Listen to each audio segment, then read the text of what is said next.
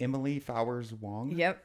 I assume Wong is your husband. Yes, my married name. Yeah. He's an awesome guy too. By Thank the you. way. Appreciate that. Yeah. He's cool. I've come to like him even more in the last couple of years. Like our decades of marriage have really evolved. So, Yeah. if you could say that. How many children do you have? So we have 2 children. Not a lot of people know this about me. So my son, I will never say he's not my son, is not my biological son. So people always ask me, how did he get so dark and your daughter's so white? I'm like, well, genetics. We'll just like leave it at that. But we got custody of him when he was, I was his stepmom since he was 2-ish, 2.5. And so we'd go back and forth from Georgia where he lived with his mom quite frequently. We'd like do the airplane trips and all that stuff. And then when he was about 11, if I'm getting my years right before he started middle school, he came to live with us full time and we got custody of him. And his biological mom wasn't a part of his life much, and she just kind of did her own thing. I'm not sure what happened in her life, but so we had him full time. So I always made it a big point to make sure that my kids felt like they both were equals, if that makes sense. Like I have one biological child and we weren't able to have more kids. So I always wanted more than one kid. So I always say vicariously, I got my second child. And like in my heart, he's my kid all day long, every day. So how old is he? He's 26, just turned 26 on the 30th. Wow. So he's in the military. He followed in his dad's footsteps and went into the Army in college to pay for college. And just does really well with leadership, and he's so much more intelligent and like emotionally intelligent than I will ever be in my life. And so I learn from him in a big way. Like he's a fascinating human all by himself. So he's intriguing, really. He is. He's a good kid, really good kid. But then on top of that, he's like an amazing adult. Yeah. So, and my daughter's 21, so she's a cosmetologist. She does hair, and she knew like right out the gate she didn't want to go to college. Didn't do well with testing, stuff like that. So it's like having 2 very different, unique individual kids is challenging all by itself, because you're like, one is just sailing through life and like hitting all the accolades, and the other is like coming home with like report cards that weren't super impressive, and she would cry about it. And I'm like, it's okay, that's not all that matters in life. And so that's kind of like, I guess where my story kicks off is like, I've always felt like I didn't have a super high level of intelligence, but I'm super curious about a lot of things. So I didn't appreciate that in my younger years, and I thought I was dumb for much of my childhood. I don't know how early on you learned how smart you were. Like I thought I was dumb also. You did? Yeah. I don't know. I think that's part of it. I don't think intelligence is really defined correctly. Yeah. By test scores, because everyone's different. I think, especially persons like yourself, entrepreneurs, those are the people you find that have courage and have this. It's almost more than intelligence. It's almost wisdom. It's almost this knowledge that I'm going to be able to work through this, even though I don't know all of the obstacles I'm about to jump into. I'm going to risk everything, and I'm going to go for it because I know I can do it. Yeah, and it's like a knowing here. Yeah, deep knowing. That's kind of where that all started for us. Is just, or for me especially, just I didn't do well in school. Like I was the kid that they say girls don't display ADD qualities like men or boys do. And they usually diagnose boys with ADHD because it's like the hyperactivity that you see in school, right? Right. I knew those boys. I didn't want to be like those boys because I didn't want to get in trouble. And that was my biggest fear in school, was getting in trouble. But I was also the girl that's sitting there like waiting for her turn to read, and I've lost track of where I was in the book, and like my squirrels are bouncing all over, and then your name gets called, and I'm like, so the deep breath, like I'm like, I can't process all of this stuff. I couldn't remember where I was. And so just going a million miles an hour in my brain all the time, because there's so many distractions like all the time. So I think if we had like the diagnoses back in the day that they have now, I probably would have been medicated. But my mom, luckily for me, was like holistic and like anti-establishment very much at a young age, like when it was not cool. So I learned all my weirdness from her. So that was that's kind of where I got my weirdness from. I call it weird because it is very different, I guess, as far as like early on bucking the system as to like what is considered acceptable and what's not. Like, yeah, I didn't know how to regulate that when I was younger, so I went all the way one direction or all the way the other. I don't like, is it like in the context of like religious? We were raised very religious. So you were from where are you originally from? From Utah. Utah, and Utah is a big Mormon community. Raised in a Mormon family, very big Mormon family. So very, well, we could go so far as to say like the whole neighborhood you live in is the same as you. Everybody around you believes the same thing as you. And if there's like a family that moves on your street that somehow maybe isn't Mormon, everybody will just like gang up on him and like try to like bring them into the church. It's very much like a concerted effort to like, we're told to like preach the gospel and share the word and all the things. And so you don't realize like there's just a very small bubble that you're living in. Yeah. And so being raised that way my whole life, didn't know any different, didn't know there was a different way to go. And then as a teenager, you're told your whole life, like, don't smoke, don't drink, don't do drugs, don't do anything that would be counter to God's plan for you, right? And so, of course, living in a bubble, the first thing you do when you get a little bit of freedom, like a driver's license, is go find all the things you were told not to do. Not everyone does that, but I was pretty much that kid. So, yeah, we had a big family. I'm the 10th of 12 kids. So I think like the Amish have rumspringers like that. It's not like that. You're just saying you naturally just rebel and rebel. And yeah, like on purpose, they do that to see what you're testing, like your limits. But I definitely was one of the more challenging children for my parents. I think like low key just wanted to go out and do all the things that I'd heard were bad just to try it. Didn't do drugs, but I sure like, well, unless you consider marijuana a drug, which some people don't, but I do now. So, you know, just found some people that probably weren't the best for me to be around in high school, and didn't like school. So it helped me to find friends, but also like didn't serve me in a huge way of like making me a better student or anything else. So I rebelled a big bunch in high school. And then, I don't know, that's kind of the boring part of my story, but yeah, but that's what I did. And so I learned a lot from those moments because, being in a family that's so big, my mom had raised 9 kids before me. So I'm the 10th, right? You're the 10 of 10? I'm the 10th of 12. Yeah. 10th of 12. So, you know, they say like everybody has a different set of parents. If you're like one of 5, right? Every child has a different set of parents. Okay. Have you ever thought about that before? No, do you have siblings? I do. You do? And what number are you? I'm the middle. I have an older sister and a younger brother. So how do they describe your parents? Like, oh, I see what you mean. You know, like everybody has a different relationship with their parents based upon their age and like where they are in the bracket, if you will. Like, you kind of see your parents through different lenses than your siblings do. And so being at the 10th position, they've done a good bit of child rearing at that point. My mom was probably exhausted and just was like, you know, do what you want. We'll figure this out later when things go wrong. She had all 12 yeah, children? all 12. My mom and dad. One mom, one dad. So they wanted a big family. I think my dad more so than my mom did. She knew she loved babies. And so they just kept having kids. Like, that was the thing they did. It wasn't like the Catholic way. I don't think it was like completely on purpose. But from what I hear, my oldest sister, Michelle, would throw a fit every time that they would announce that they were pregnant again. She's the oldest, and she's much older than me. So she's in her 60s now. So my youngest brother is 42. Your youngest is 42? Yeah. Okay. I'm 45. That's cool. It's quite an age span. We have a cat visiting us. I love it. It's a cute cat. Well, maybe if you don't mind. You're not allergic to cats or anything? Mm-mm. All right, well. Hi, how are you? Cat's part of this now. Hi, I love it. I love it. All right. They're very That's calming. Mama Kit. They're very, Mama Kit, very that's calming. not who you think that is. So, I'm rambling too fast. No, you're doing great. So, all of your siblings, are they still in Utah? Yes, everyone except for me. Yeah? Yeah. They want you to come back? I've been here for 20 years, so I've probably been here in Louisiana longer than I was in Utah almost. Like, so we've been here a long time. So I don't think I'll ever go back. That was an interesting transition for us too. Part of my long story.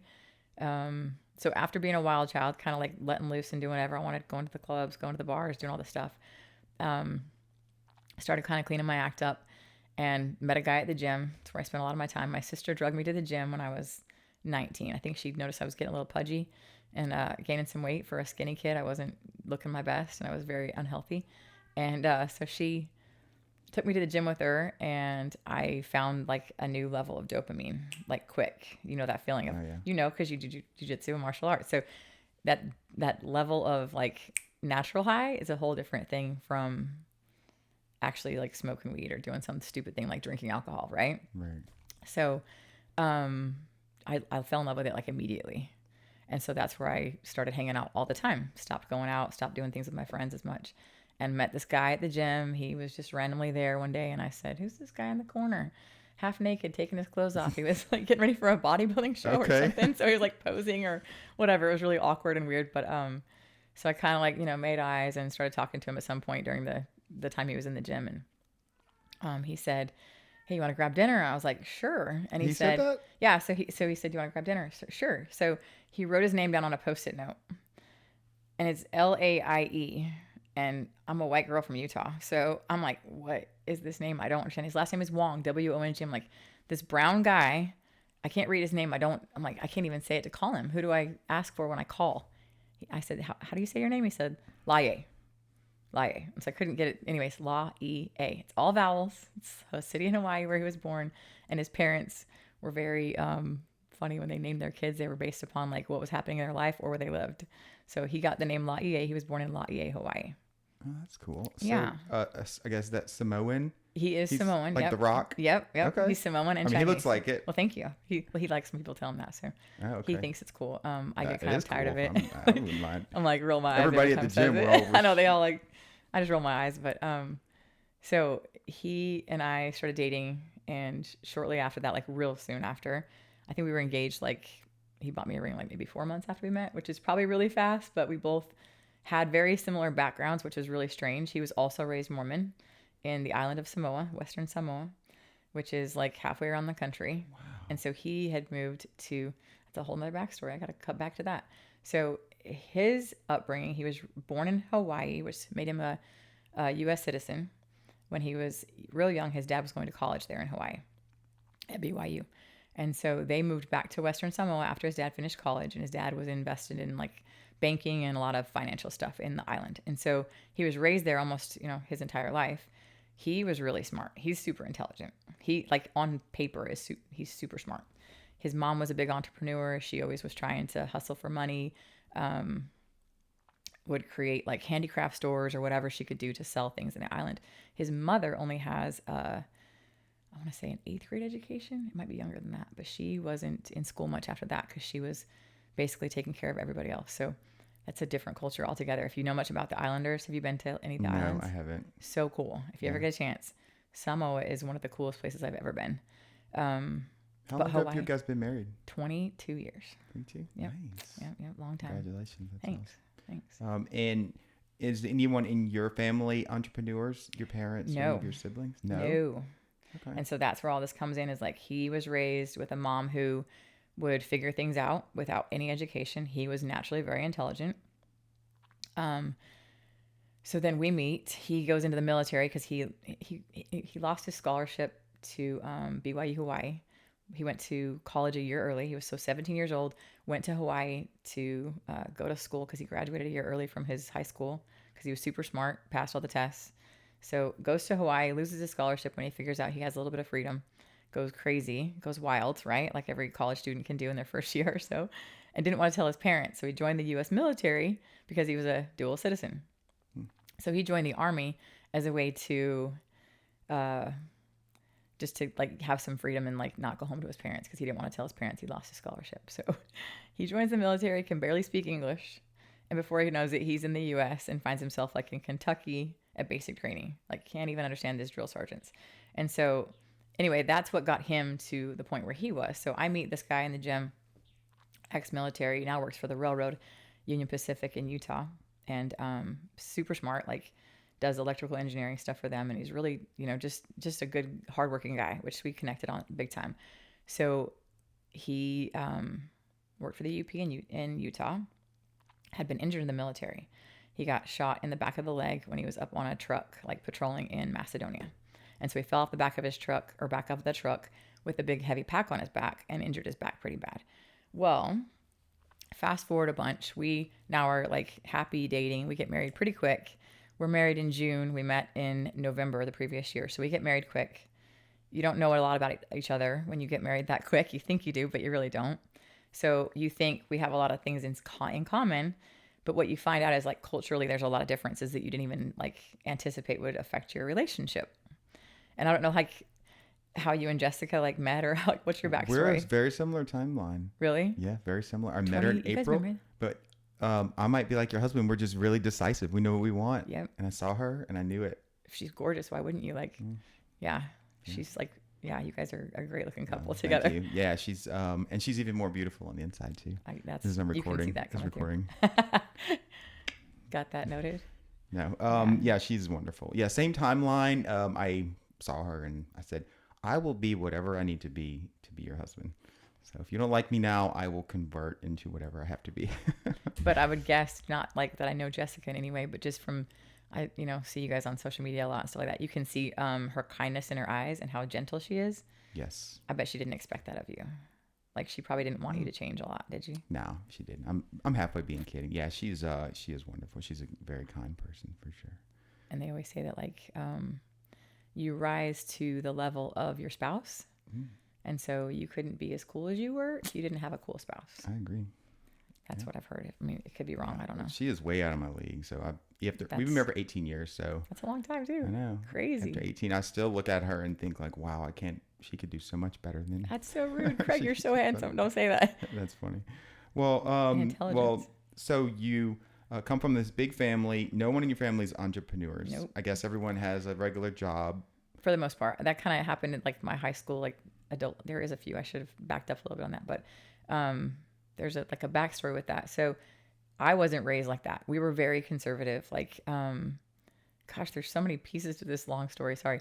My dad was a school bus driver. He drove a special needs school bus. He was a milkman when I was really young, and went out and like sold milk to the neighbors or whatever, right? So he was the milkman, which I guess is a sales job, but he still worked for somebody else. Okay. So when the dairy he worked for went under, he got hired on with the school board and was also a janitor. So my dad, like 12 kids, worked like 3 jobs. Okay. Like I just never saw, this is like a whole lot of other stuff. My dad just passed away in October. So I'm sorry about that. he was 86 and he lived a really good life. Obviously having 12 kids, and I think there was like 143 of us at his funeral, just his immediate family. So How many grandkids? gosh, I've lost track. So 12 kids, 12 spouses, 11 spouses. And then, 60 to 70 grandkids, if I remember right, 60 something. And then like great grandkids, I totaled 143, if that makes sense. That's a lot. It's a lot. That's a lot. And so he very much was always against us like doing anything that was risky, always. Okay. And I think it came from his own feeling of like he had to make so much money to make sure we didn't go without. Yeah, that's We didn't know we were poor either. Like we didn't have a lot, but we didn't know we were poor. My mom would make our clothes, like, as girls, like your mom makes you a dress. You're like, oh, that's so cute. She was a really good seamstress. So, but again, they didn't make money doing anything with their talents. It was always like working for somebody else. My mom was a babysitter. So she, on top of the 12 kids she would babysit like 1,000 other kids all the time. Oh. So we had a house full all the time. And my older brother, Jared, that's the next one from me, is number 9. I remember the day that one morning he gets up in the morning and tells my dad, he works for a heating and air conditioning company at the time, that my brother-in-law had kind of like reared him in, I guess, if just like really, really molded him and taught him how to run the business side of things. And he worked for him. And he came home and told my dad, I'm going to go off on my own. And my dad was so upset. Like he was physically like shaken by it. He's like, don't do that. You're going to risk everything. You're going to ruin your life. You're going to, trash all your family's, you're going to basically ruin your family is what he was telling my brother. Like you're going to ruin all your opportunities for you and your future family if you go off on your own and do your own thing. And my brother was like devastated that my dad had said that. And I remember being there and like witnessing that and thinking, he is crazy that he's going to do this, right? We work for other people, so we get straight paychecks. We know that that's secure. And that's kind of how we were raised. And so he was the first one to do it.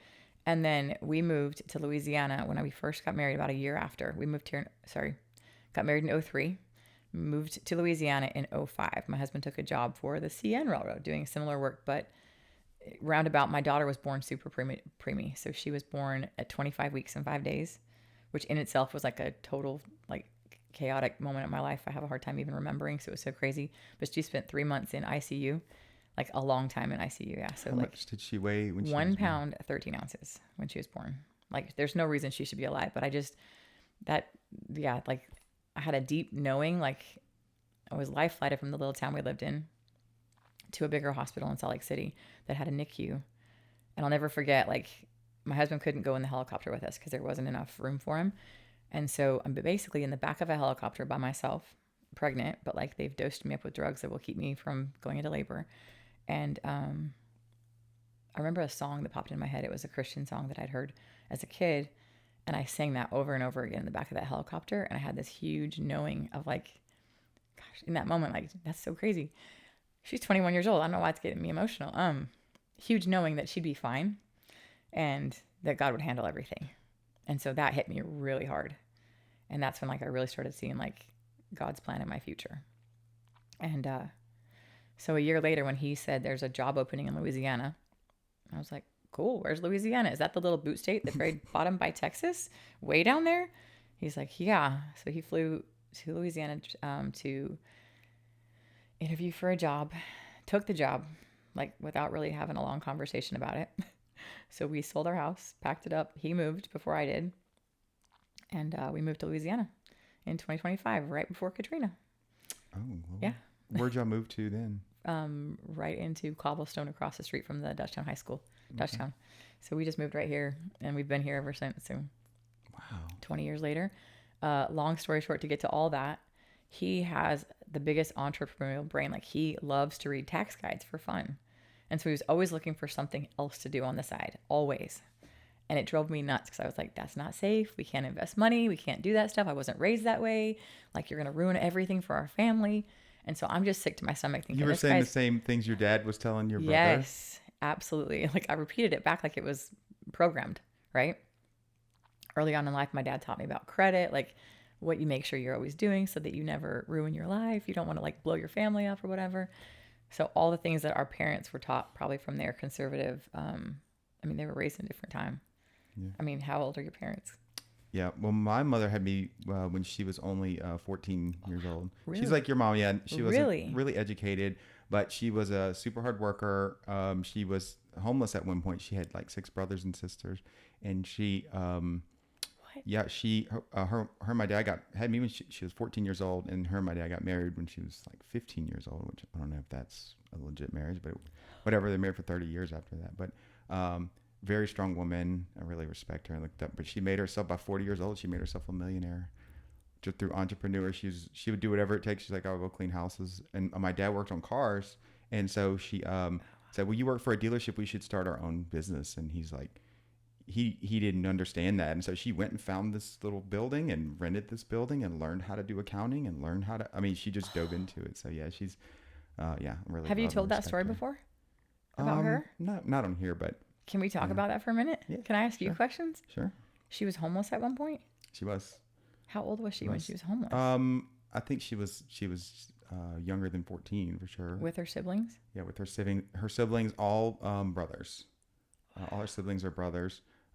They, from her story, the way that she tells it, that yeah, they were very poor, and they lived in like a Voiles parish, and whatever circumstance came about, she had me when she was 14 years old, and got married to my dad. So, but yeah, she's a wonderful mom. Yeah, cool. She's really. We're still friends and all that. I really like her. So. Your mom and you like her besties? No, we're not besties. But like Yeah, we're really cool. I mean, yeah, I love her a lot. She's like, she's just a good mom for sure. She is. Yeah. What makes her a good mom? Like if she's.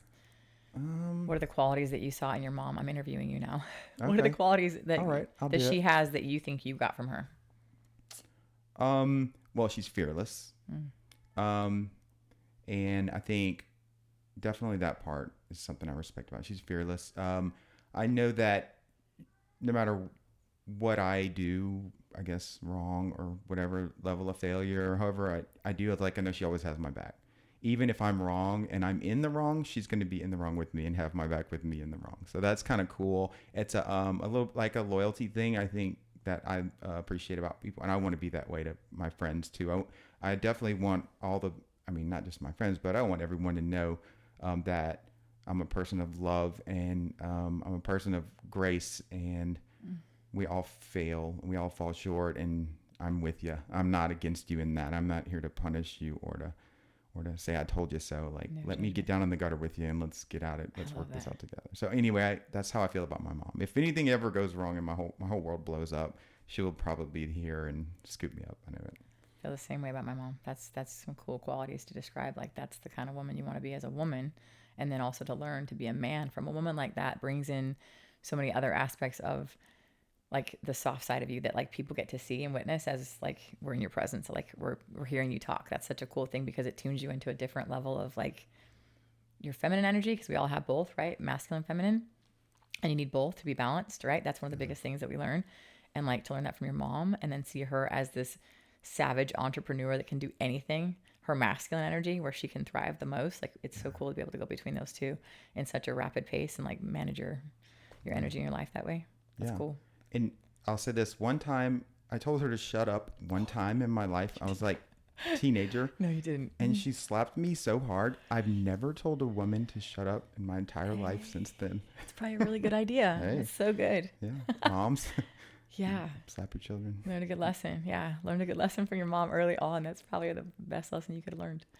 Yeah. Respect for women and for their grace that they carry from God in itself. Like we talked about in First Peter yesterday, like talking about how men should treat their wives. Yeah. So cool. What do you Sorry, I'm all over the place. No, I love it. No, so the entrepreneur stuff, like thanks that for asking was that something about my mom. That's cool. Yeah. Well, it's cool to hear your story. Like I want to know more about you too, because you're such a cool, fascinating person. I think you are good at spotlighting others, but you're also shy.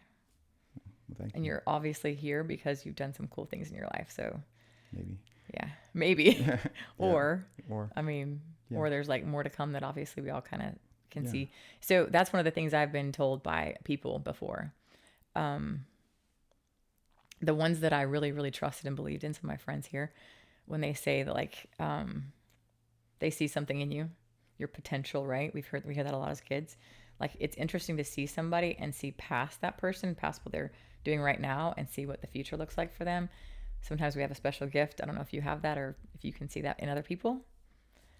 I've definitely been blessed with that in my life to be able to like see like what the future might be for somebody that does certain things. Like you can just see. I remember like, okay, like this is my experience of Craig. I'm going to tell you guys about Craig real quick since I'm on a different subject. So I met Craig in jiu-jitsu. I had been going for just a very short period of time. And as a woman, this is all ADD from entrepreneurship, which we're supposed to be talking about right now. But I'm going to talk about our backstory just a little bit, how I know you. So as a little white belt girl that walks into jiu-jitsu, the only reason I was there is because Amy and Matt Tabor were my neighbors and friends. And so they said, you ought to come try this. You would like it. Amy could see my hyperactivity, so she knew it would like help tame that a little bit, even as an adult. And so I went along like, I have no idea what I'm getting into. Had no idea. You just don't. You don't know what you don't know until you walk in that room, right? And it is like, I don't know how to explain it. As a woman, it's very intimidating, and it's terrifying. And so you dress up, you put your little gi on, and you do all your things, and then you realize how little movement your hips have, and then you realize how little physical endurance you have based upon you think that you're fit, and then you walk in this room and you get your butt kicked, right? It's so different. And so I meet Craig in there.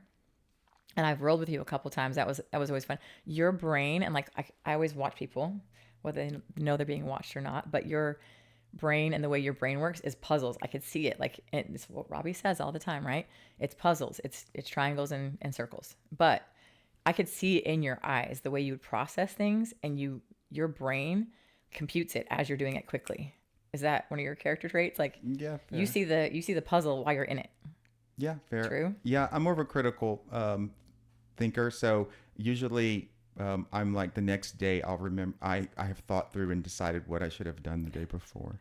Especially I have some friends that are really quick-witted as far as comebacks. You know, when we're playing, I've been playing pickleball lately. Great thought of pickleball, and so they're having all this these funny jabs at each other, and I'm not quick-witted like that. But I told them the other day, I'm like, I'm going to think of some really funny comebacks tomorrow, and I'm going to text you guys. And then so on the group text, I like said the context of what we were doing, and then I had my comebacks. Like, I love it. I had prepared it. So maybe I'm like that with jiu-jitsu. Yeah, I can see that. But like you can see that it starts to filter into like how you operate the next time you're back, because you would get better and better so quick. And that was cool to witness. Like I felt like I didn't know what I was doing, and I would look at whoever I was rolling with, me like, am I winning? Like I don't know, because as women, we're not taught to be aggressive. So you guys have a different level of advantage. Like you've been told to be aggressive your whole life in some sense, right? Men are told to like stand up for themselves. Like don't let somebody push you around. This is how you fight. Did you have brothers? Your brothers? Yeah, I had a brother, but jiu-jitsu is very humbling for your ego. Because I still don't have an ego, because I'll go in there and I can't beat up anyone in there now. Everyone just keeps getting better and better, and so it's hard to say I'm great at jiu-jitsu because there's 99% of the people in there can. And you think you're good, and then you're like a blue belt for 5 minutes, and you're like, oh, my wrist locks all of a sudden. Like, my body hurts every day in a new way I never experienced before as a little white belt. They were nice to me. And so, I watched you kind of like your brain power. Like you could see the channels moving in your brain all the time. That was Wow. really cool. Thanks. So what level are you right now? I'm purple. You are? You Thanks. purple 1, purple 2? Yeah, I got a purple belt, and then I haven't been Sweet. training a lot since then because I've been trying to do jiu-jitsu and a lot of work stuff. Yeah. But I want to get back there. I really miss it a lot. It's such good for like my mental health. I feel Yeah. like it's good for me. Same thing happened to me too. We were so way back in time, like back up because we're married. We live in Louisiana now. I have a daughter, and I'm trying to find friends. I have not a single family member here, no friends, no nothing, and I don't know how to make friends and connection, but I love fitness. So I take myself over to this gym that was nearby our house. At the time, it was called Fusion. And I go to my first spin class ever, right? I have a baby. She's now 1 at the time. So, I mean, I'm kind of a newer mom, which means your body's still kind of healing. You're figuring stuff out. I go to this spin class, and there's like 10 bikes in a room. It's small. And I've never done spin class before in my life, but I'm like, I'm going to go try this spin class out. So I sit on a bike, and I'm like nervous as can be. Like I'm just like terrified of this whole entire experience because I don't know anybody. And I'm not a really outgoing person at the time at all. And I sit on a seat, and I get my bike set up, and I'm comfortable, and the coach like tells me what to do. And a woman comes over, and she says, "Hey, how are you?" And this smile, like, "Hey, so good to meet you." Introduces herself, and it's so cheesy. And she's like, "That's normally my bike. Would you mind moving?" And I was like, "Oh, sure." And I'm like, don't know how to respond to that because I'm like deeply wounded inside. Like, I just wanted to sit here and get going, right? So I moved to a different bike in the back row, and I sit my stuff down and get all situated again. Same thing happens. And this is only a 2-row bike room, right? This is a very small room. So I'm like in the back row, and I'm just about to vomit. Like it was awful. The whole experience was awful. But I was like, I had swear words coming out of my mouth, like ferociously, like just like these, just blankety blank. I couldn't believe that the women were so catty, and I don't think they meant to be, but I think that's just the South Louisiana also that comes out that you don't always know is there. And Sorry, I got you okay? She's in the middle. She doesn't. She's so cute. She just wants to come visit. She doesn't even like me. She's so cute. Terrorist.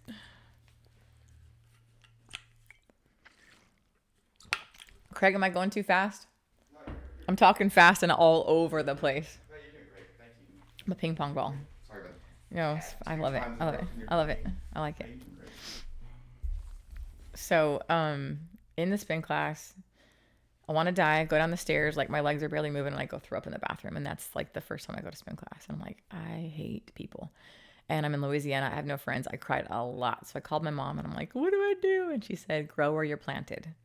Because she was very godly, and my mom is like super close to like, yeah, just one of the coolest Christian women you ever want to meet. Like she's so solid in her faith, like, and she knows who she is. And so that's something I've always admired about my mom. But just like I've carried that with me my whole life, grow where you're planted. And so she'd say, find one thing you like about Louisiana today. And I remember driving down the interstate and like the big green walls, like how lush it is. I come from the desert. Utah's a desert. We don't have big green walls of trees on the side of the interstate or grass growing everywhere. So that was what I appreciated most, is like the green. And so from that point forward, like I just tried to have a good attitude. And I was like, well, if they're not going to like me in the back row, I'm going to be at the front of this room. And so I remember going to get certified, became a spin instructor first, and then got certified to be a personal trainer way back in 2006, excuse me, a long time ago.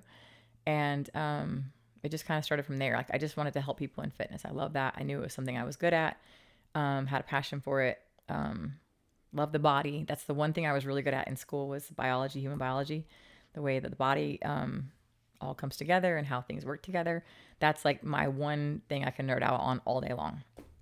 And so taking that into consideration, just continued to learn more and tried to be my best version of myself. And like what you realize early on in that world is you become a therapist, you become like somebody's counselor, you have no idea what you're doing at the age of 20 something, and people are telling you their life stories. And these are like adult women in their 40s sometimes. Like I'm like 20 something years old. I have no idea what I'm doing, but you kind of fake it till you make it. So always trying to be grateful for what I have. And like then my husband says, okay, we're both big into the gym. We love the gym. It's our thing. We spend a lot of time in the gym. He wants to open a supplement store. I'm like, okay, cool. Terrified. This is before Google. This is before ChatGPT. I don't have a clue how to get a business loan. We have no money. We are not rich. We have no family that has money. We don't have any idea how to do any of this. But he said, I have the GI Bill, right? I have money from the VA, you can get loans for SBA. And so if you've never done an SBA loan before, as an entrepreneur, like back before we had all this help that you could get from the ChatGPT and stuff, papers like this thick, like the stack of papers. I applied. So you see what, were you military? No. Okay. So how did you so SBA is like. Yeah. So when I had the idea for the business I have now, I went to the SBA to get a loan. And I said, well, here's my business plan. And they said, no, it needs to be, and they have some free resources. They'll work with you to help you tone it in. You go back and forth with them. And you're right. This is huge stack. It's hard. It's a lot. And then at the end, I got rejected anyways. But still, I did go through that process. Can you reapply? I'm okay now. This was like 12 years ago. Okay. It all worked out. I ended up just going to the regular bank. And it's crazy though, huh? It's crazy. But that's like the avenue that if you didn't have a lot of money. Yeah. Or you didn't have an initial investment, if the SBA believed in your business, you could open a business that way. And so with his military background, he was a disabled veteran at the time, after getting discharged from the military with his injuries, or still is, I guess, a disabled veteran.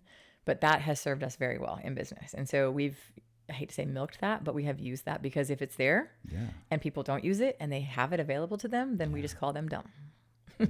Does your husband have a Purple Heart? No. I don't think so. Okay. He was injured in combat, right? It wasn't combat, so it was a peacekeeping mission. So that's why he didn't get the Purple Heart. Well, someone was shooting at him. But it was a civilian. It was civilian fire. So they used to, the Macedonians would wait in the bushes for the military vehicles to go by. It was civilian fire that shot him. And they would shoot at him? So it was like a 22. Luckily, his leg would have been blown off if it was something more impactful. So how is he now? How's his back and all that? Oh, he's still a mess. Like he's a disaster. Still his back. But he works through it a lot. So yeah, pain. He's kind of chronic pain. Yeah. But not only that, like he's had lots of other injuries, so among other things. But if he wasn't fit, like I don't think he'd be functioning the way he is. So we stay fit for that reason. But so we opened our first supplement store in 2008, the end of the year, down by Kamal's Cafe, which is like the corner of 74 and Airline, if you're from Ascension Parish. Yep. It was in that little strip mall, Northgate Plaza. Our landlord was amazing. Like I remember feeling so terrified though, that first business loan, like it was as much as our mortgage. And I was like, we don't have any money. Like, what are we doing? It was $86,000 and I was terrified. Like, and now I look at that amount and I laugh. Like, it's just so small. Like I would take that $86,000 loan any day. And remember back to 2008, that was a recession year. Yeah. And so everybody, including my family members that did know what we were doing, were freaking out. Like, you are crazy. This is not the time to open a business. And my nerdy husband would spend all of his hours at the library, like researching and doing all the homework he could. Like he reads tax guides for fun. He's a big nerd and I love him for it now. But at the time I was like, you are such a nerd. But like, that's probably something you would do. I could see you doing some nerding out on something real hard until you know everything there is to know about it, huh?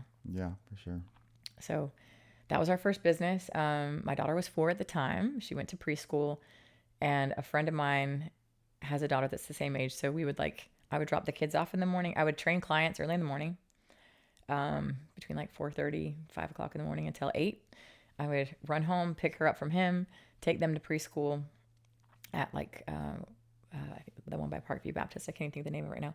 A little Christian place that was so cute. Montessori? Is that a thing? No, it was. I don't know what I'm saying. Montessori school. I wish that was that, but yeah. It's right by Parkview Baptist, but it was a cute little kindergarten. So they'd go there, and then she would pick them up and bring her to me at the store. So the whole back office in our nutrition store was like set up for her. Like it had like DVDs and like coloring and toys, and so it was kind of how I raised her. And I wasn't raised like that, so I always felt really guilty as a mom. Like you'll beat yourself up over that kind of stuff as a parent because you're like, this is not what moms do. Moms cook food every meal, and moms, sew clothes, and moms do all the laundry. And so I have this image of what my mom was, and I wasn't her. And so I beat myself up a lot about that. Like she was in the store with me, but also I was always busy. And so now that my kids are grown, I still have that guilt, like that I wasn't the best mom I could have been. I didn't teach them as much as I could have. I guess maybe the lessons that we learned from our moms, or maybe what I would have expected to learn from my mom, or I didn't give her all of those same things. Like I didn't teach her how to sew. I didn't teach her how to like be the perfect wife one day. I don't know. So I guess I'm feeling like a failure sometimes in that area. I don't know. I don't think she's going to need to know how to sew in 2025, but maybe. As you say it, that's so funny. You're right. It's so funny. So true. Yeah. Is she a good girl? Are you proud of her? She's amazing. Like she's so talented. So, It's interesting though, like as a parent, like what you beat yourself up over, and it's so stupid.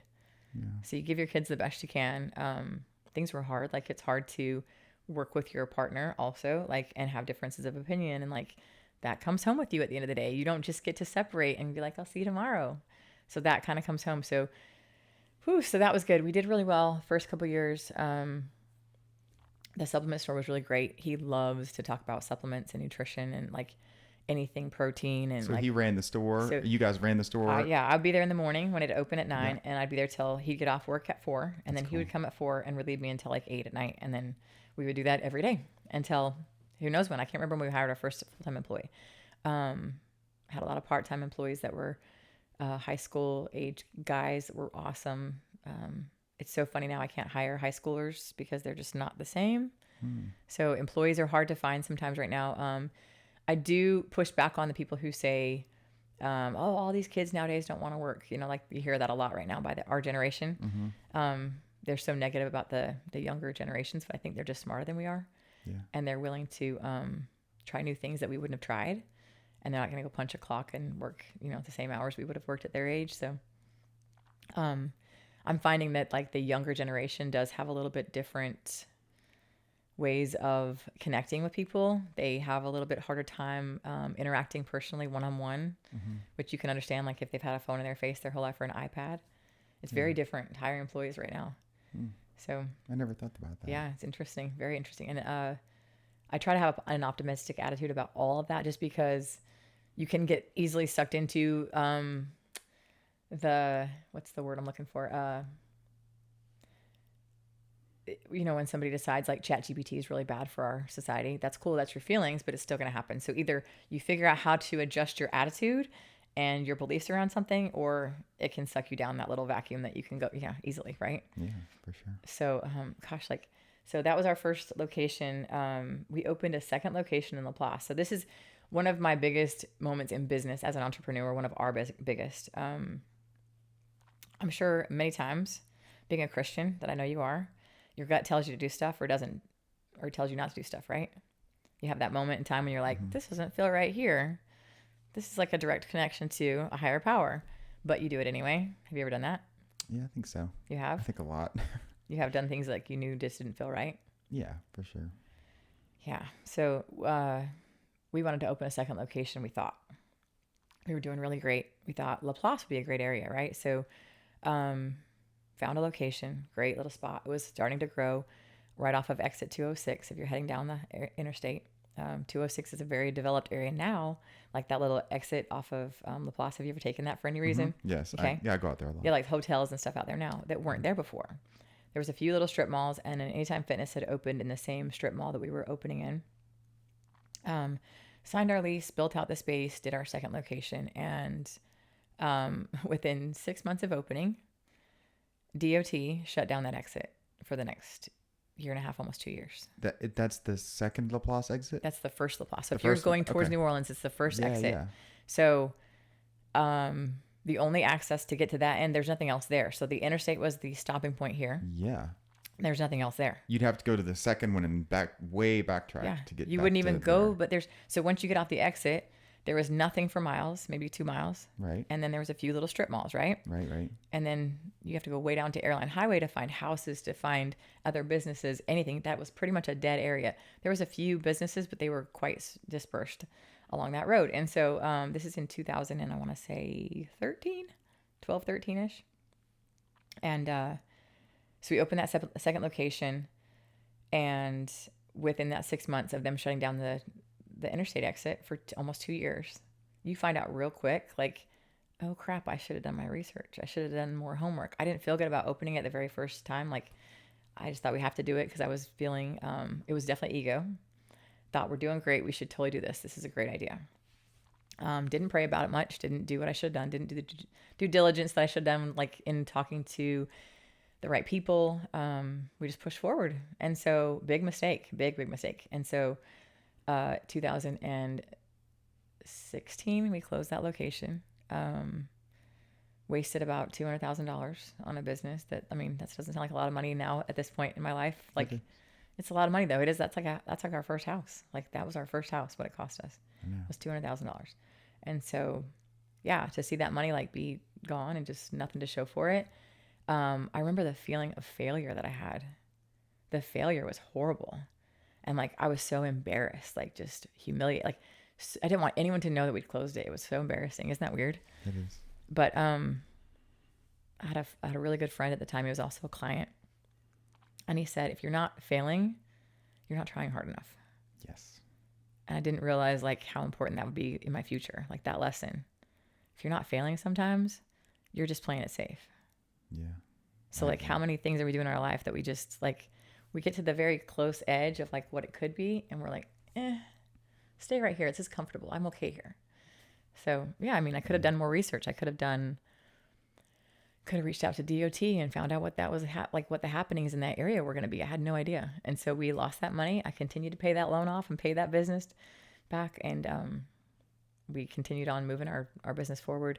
We relocated our original first location up the street to the Prairieville area next to Rouse's off of Airline Highway because it's just a better flow of traffic. We had a lot more visibility there. So while I'm failing in one, reopening at a new location at a different one. So there's a lot going on around 2015. So you're probably not sleeping a whole bunch. No, not at all. Yeah.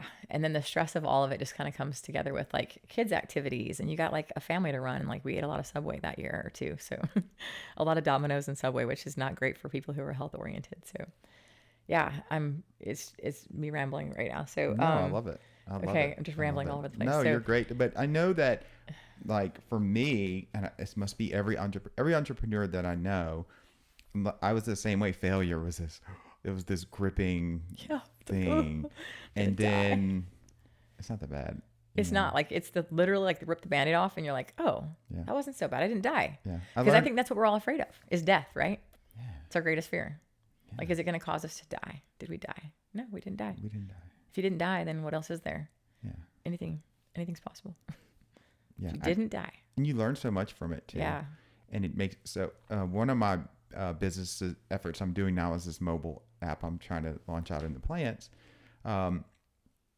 And I would have given up on this a long time ago, but I just really, really, really believe in it. And so I've been pushing through for like 5 years now. I started building it during COVID. Tell me more about it. Like, what is it? It's basically using the smart NFC, like the Apple Pay technology in your device to store documentation and other on physical equipment in the plant. So on their control valves and their pressure instruments and instrumentation. I remember you telling me about So you can sort of push data to them and store the data. Anyways, so it's document management is difficult in the plant. So this idea would be like it's a physical way to interact with the device, and it all updates to the cloud. But it's a way to push stuff remotely to devices and people can access. Anyway, so when you say like two devices, like if you're in a plant and you've got like this meter running to this thing or this pipe to this, like you can like make it very specific to the point of connection that it needs to be connected to, like so it's giving you data based on that one point. Yeah, exactly. So it's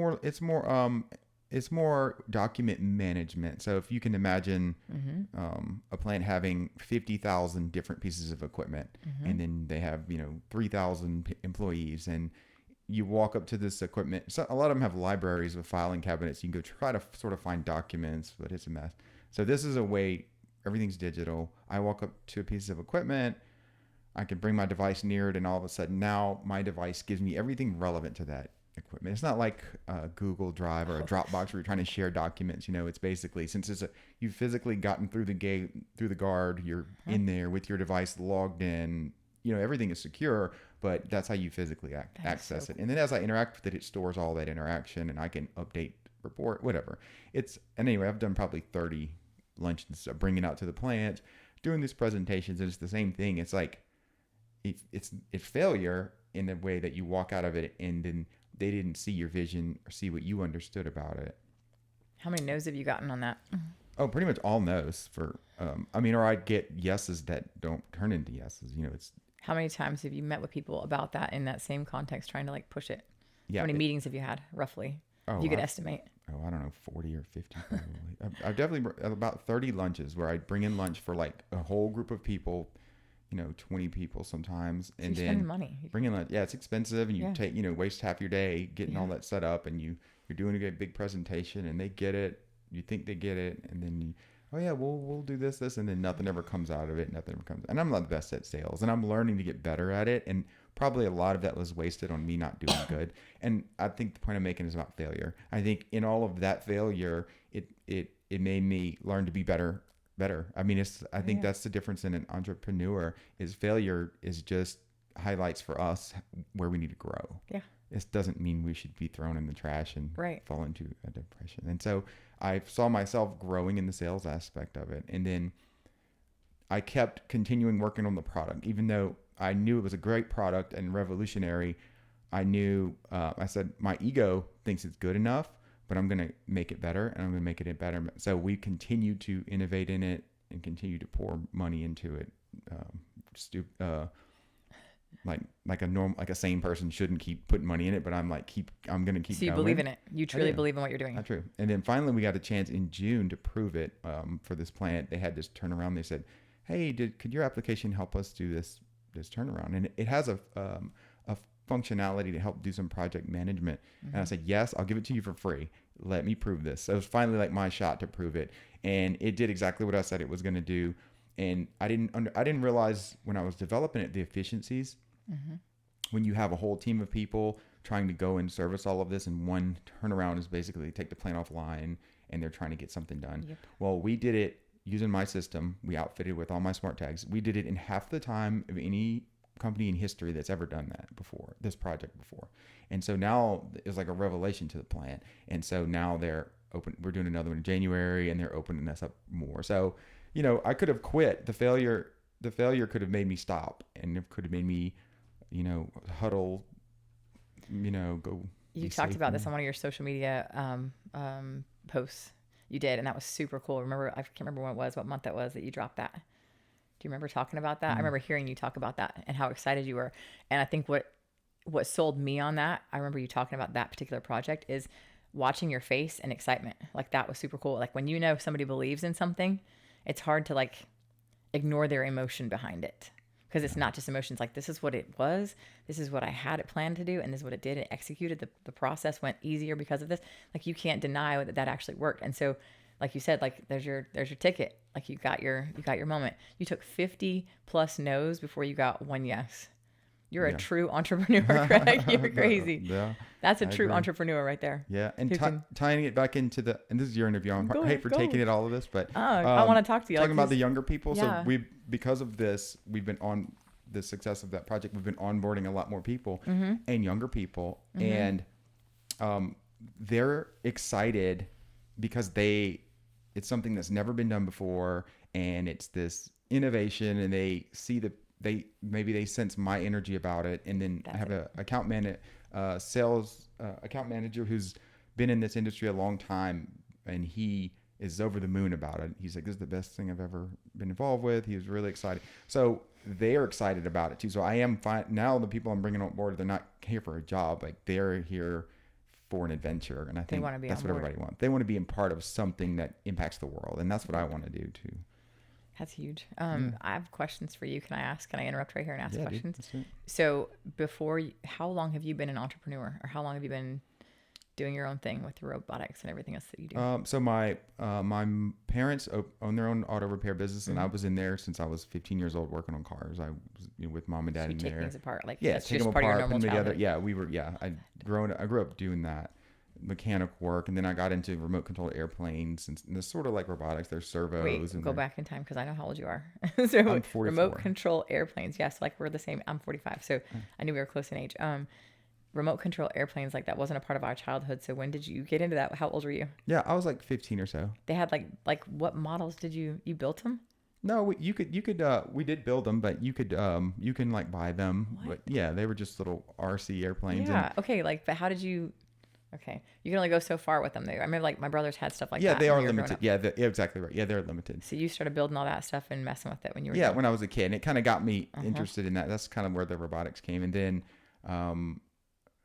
I started working work for my family, and then I ended up going to work in the plants and for ExxonMobil. Yeah. And I did that for like 5 years, and it sucked. Going to the same place. What was your position at Exxon? Instrumentation maintenance. And so you were literally I doing... was a contractor for them back then, and it was in Chalmette at that Exxon. And it's not great. It's like it almost feels like you're getting paid to go to prison, because it's like I've heard that so many times. Yeah, because there's a security guard, and you have to like check in, and then you have to let them know where you are. But anyway, so I got a job with one of the manufacturers that sells instruments to the plants and services them. And my job was to, after we sold the technology to the plant, whether it's something to make a level measurement or like a flow measurement, I would go in and help them resolve problems or start it up or whatever. And so I got really good at troubleshooting things with them. That's so cool. Because a lot of them would have problems, they would exhaust their own efforts in something, trying to figure it out, and they would call me in to come in, and I would have to help. I would have to help be better at it. And so anyway, it really sharpened those skills for me, and it let me see the problems in the plant. It helped me connect a lot of dots, because at that time I was servicing 65. I have 65 accounts right now, but every day I was in a different plant. 65 industrial accounts. Different industrial accounts. Yeah, different like plants. all over the place. Yeah, all over. Mostly in Louisiana, up and down the Mississippi River. We got a lot of industry here. That's a lot. Just by yourself or your company? Yeah, just our company. Okay, wow. So how many of those are yours? Yeah, they're all of mine. Yeah, Okay. that's what our company supports. Holy cow, that's a lot. So so going up and down, I was able to see, like for my mobile application, I was able to see being at a different plant every day, I'm able to see the recurring problems. So my first business was the flow testing business that I launched in 2013. I saw the need. I said, well, how are you servicing these? And it was this long time frame to send a piece of equipment off, get it recertified, and bring it back. And I said, well, what will it take to do it on site? And it was a software, a trailer, a whole bunch of stuff.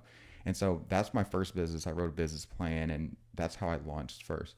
But having access to all these different accounts, that's what let me get these other ideas, like my NFC storage, my Apple Pays to store, because I'm thinking, okay, all these plants have the same exact problem. Every plant I'd go in, I'd talk to the maintenance guy. I said, well, where's your drawings? Where's your loop drawings? Where's your electrical drawings? Where's the operating manuals for this equipment? And they're all like, I don't know. Or because it's how many years email old? Some it's guy, been there for like 27 years, whatever. And they're like outdated, right? Yeah, exactly. So, so I said, cool. But let's consolidate, and that's how I came up with that idea. And so,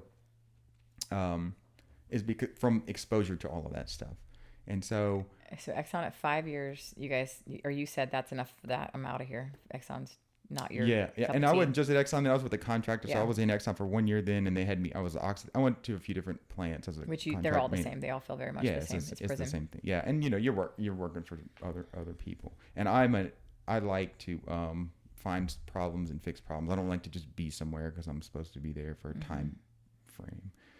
But and on the side I did the robotics stuff. That was my more like a hobby. And so I was building drones in 2009. I started building drones. That's before you could buy the drones. That's what I wanted to ask you about too, because I've seen your stuff.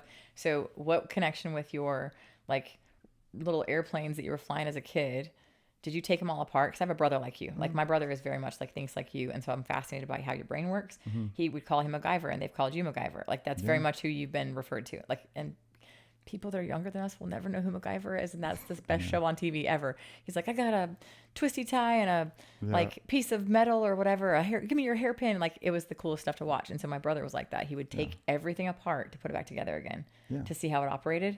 Is that kind of like what you do with your little airplanes? So the drones were cool because the drones didn't exist. You couldn't buy them, and so we would make them from scratch. So you had to. How did you know what it was? We did find one on. There was a forum, and it was a group. It was called Arducopter. They were taking these Arduino microcontrollers and soldering on gyros and accelerometers and making them control the. So we had to upload all the code. We had to solder all the components onto the board. Like we were making them from scratch. I have a few other nerd friends that are into that kind of stuff, and that's what we do for fun. And so we had a ton of variations. I had one that was like 20 feet long. I had one that had a gasoline generator on it that was a hybrid. It would fly for like 3 hours. We would just build whatever we came to our mind. It was so much fun. But then whenever they started becoming commercially available, they were so much better than anything we could build. Like they flew so much better. Sometimes ours would just like fly off and crash. Yeah, I'm like, wait, where did they end up? Like, how many of them like ended up in your neighbor's like field Yeah. or whatever? Oh like, yeah. Oh you're yeah. just like, I don't know who that was. I have no idea. I didn't see anyone out here with Yeah, no. It wasn't exactly. me. So I Did had you that have- background, That's so and cool. then I think combined that is where I developed the. Actually, this one right here is very similar. Okay. This thing here. I do want to see this stuff. Yeah, This is so cool. This is the this is the school shooter robot. Yep. So a lot of the components are very similar to I RC. listened to So you this talk is to a Robbie servo. about that. This is something that's so interesting. I wondered how like the net fit in that thing. I wondered like because you said Yeah. it keeps launching nets. So where do the nets fit? Like I have all these questions about this. Yeah. Thing too. So the this one here only shoots a single net, Okay. but the next version we're gonna have multiple. So yeah, we have a controller here. This board actually takes in all the data and does Okay. all the processing and all the controls. We have the sound detection sensors on the perimeters of it. So this is how it actually can tell in the space. Can rotate, pivot, and like know where Yeah, the it can tell in the space where the gunshot shots went were off. fired. That's right. And then this servo here rotates the whole assembly. And then we also have a panning, a tilt servo to because you would control need this all that. angle.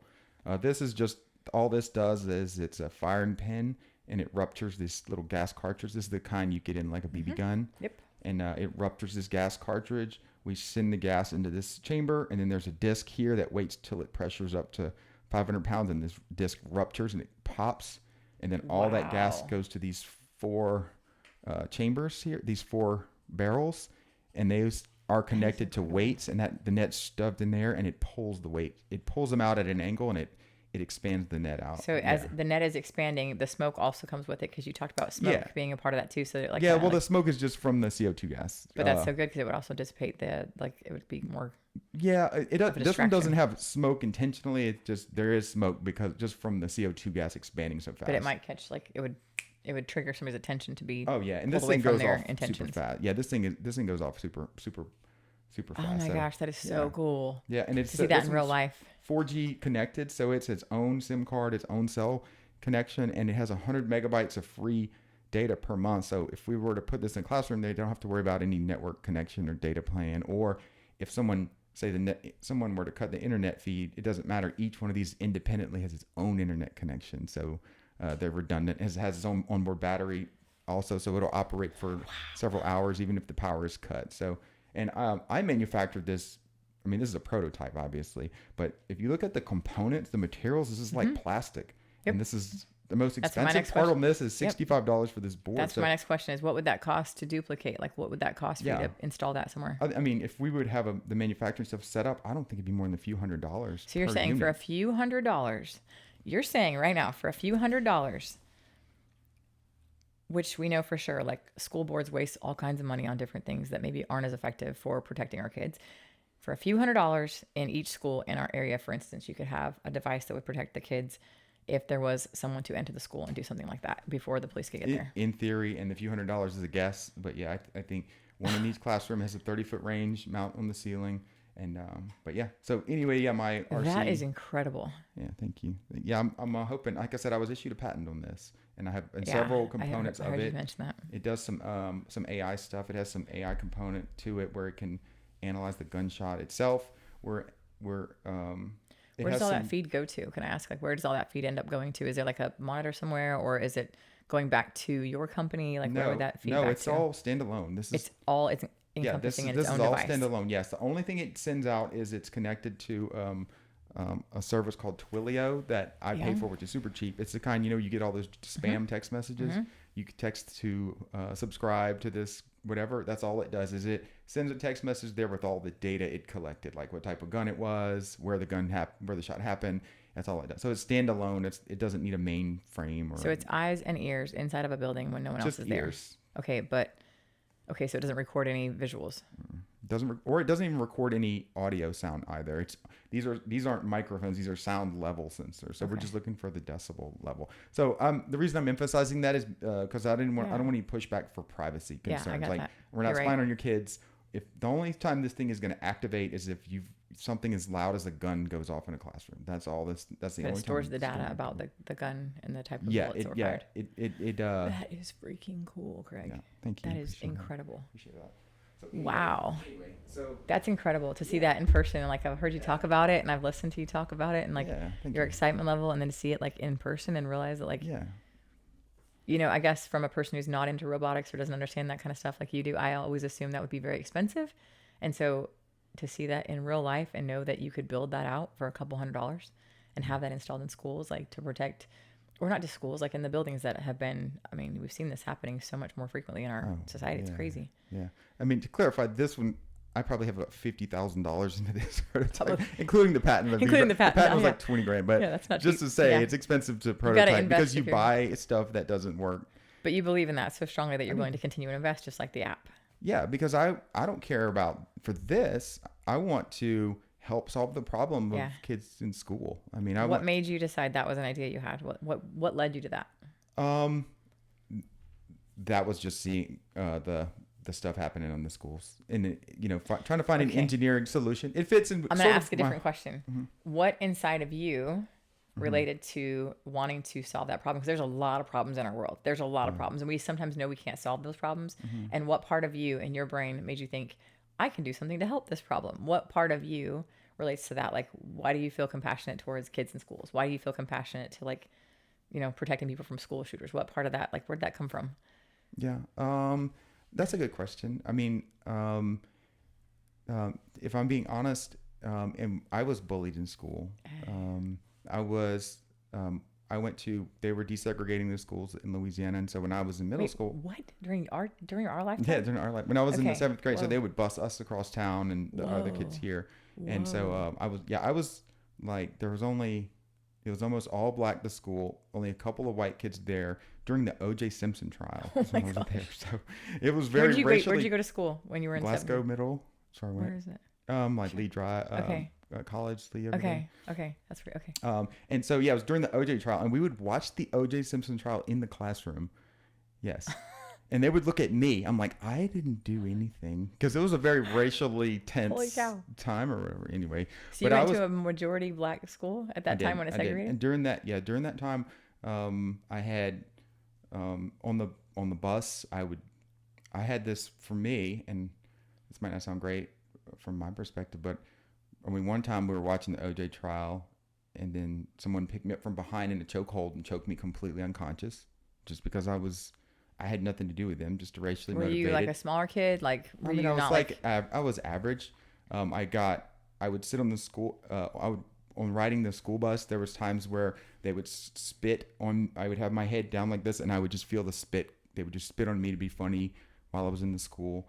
I've had a lot of stuff, but I remember getting to the place where I had a gun at my house. We had it. It was what probably wasn't legal, but it was a fully automatic. It was a 9mm submachine gun, full auto. And I used to fantasize about bringing that with me to school, and I would fantasize about how great it would feel.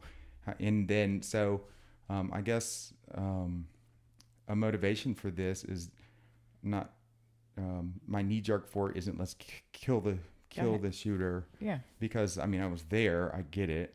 I'm not proud of that, but No, it's honest. I like the story behind it because yeah. there's always something deep, intentional or deep. I mean, we all have to face who we are because we all have the dark and the light, right? yeah. You can't know your darkness until you know your light, or vice versa. I guess you can't know your light until you know your darkness. Yeah. And we all have darkness inside of us. All of us do. Yeah, and of course there's completely evil people, and obviously if it's kids or someone, you need to shoot them, take care of it. But this seems like a compassionate solution. Yeah. There's no injury. Let's slow him down and figure it out. I don't want to make the call on the spot. A lot of people, the pushback I would get with this, say, well, why don't you just put a gun and just shoot? I'm like, well, we don't even know. What if it's the wrong person you shot? What if it's the wrong person? Again, the biggest problem that I think that they have in those situations, like the church shootings, is that they then kill themselves, and there's no conversation after that. It's over. You don't know their motive. You don't know why they didn't get arrested and taken to jail. You can't have hours of interrogation with that person. They're gone.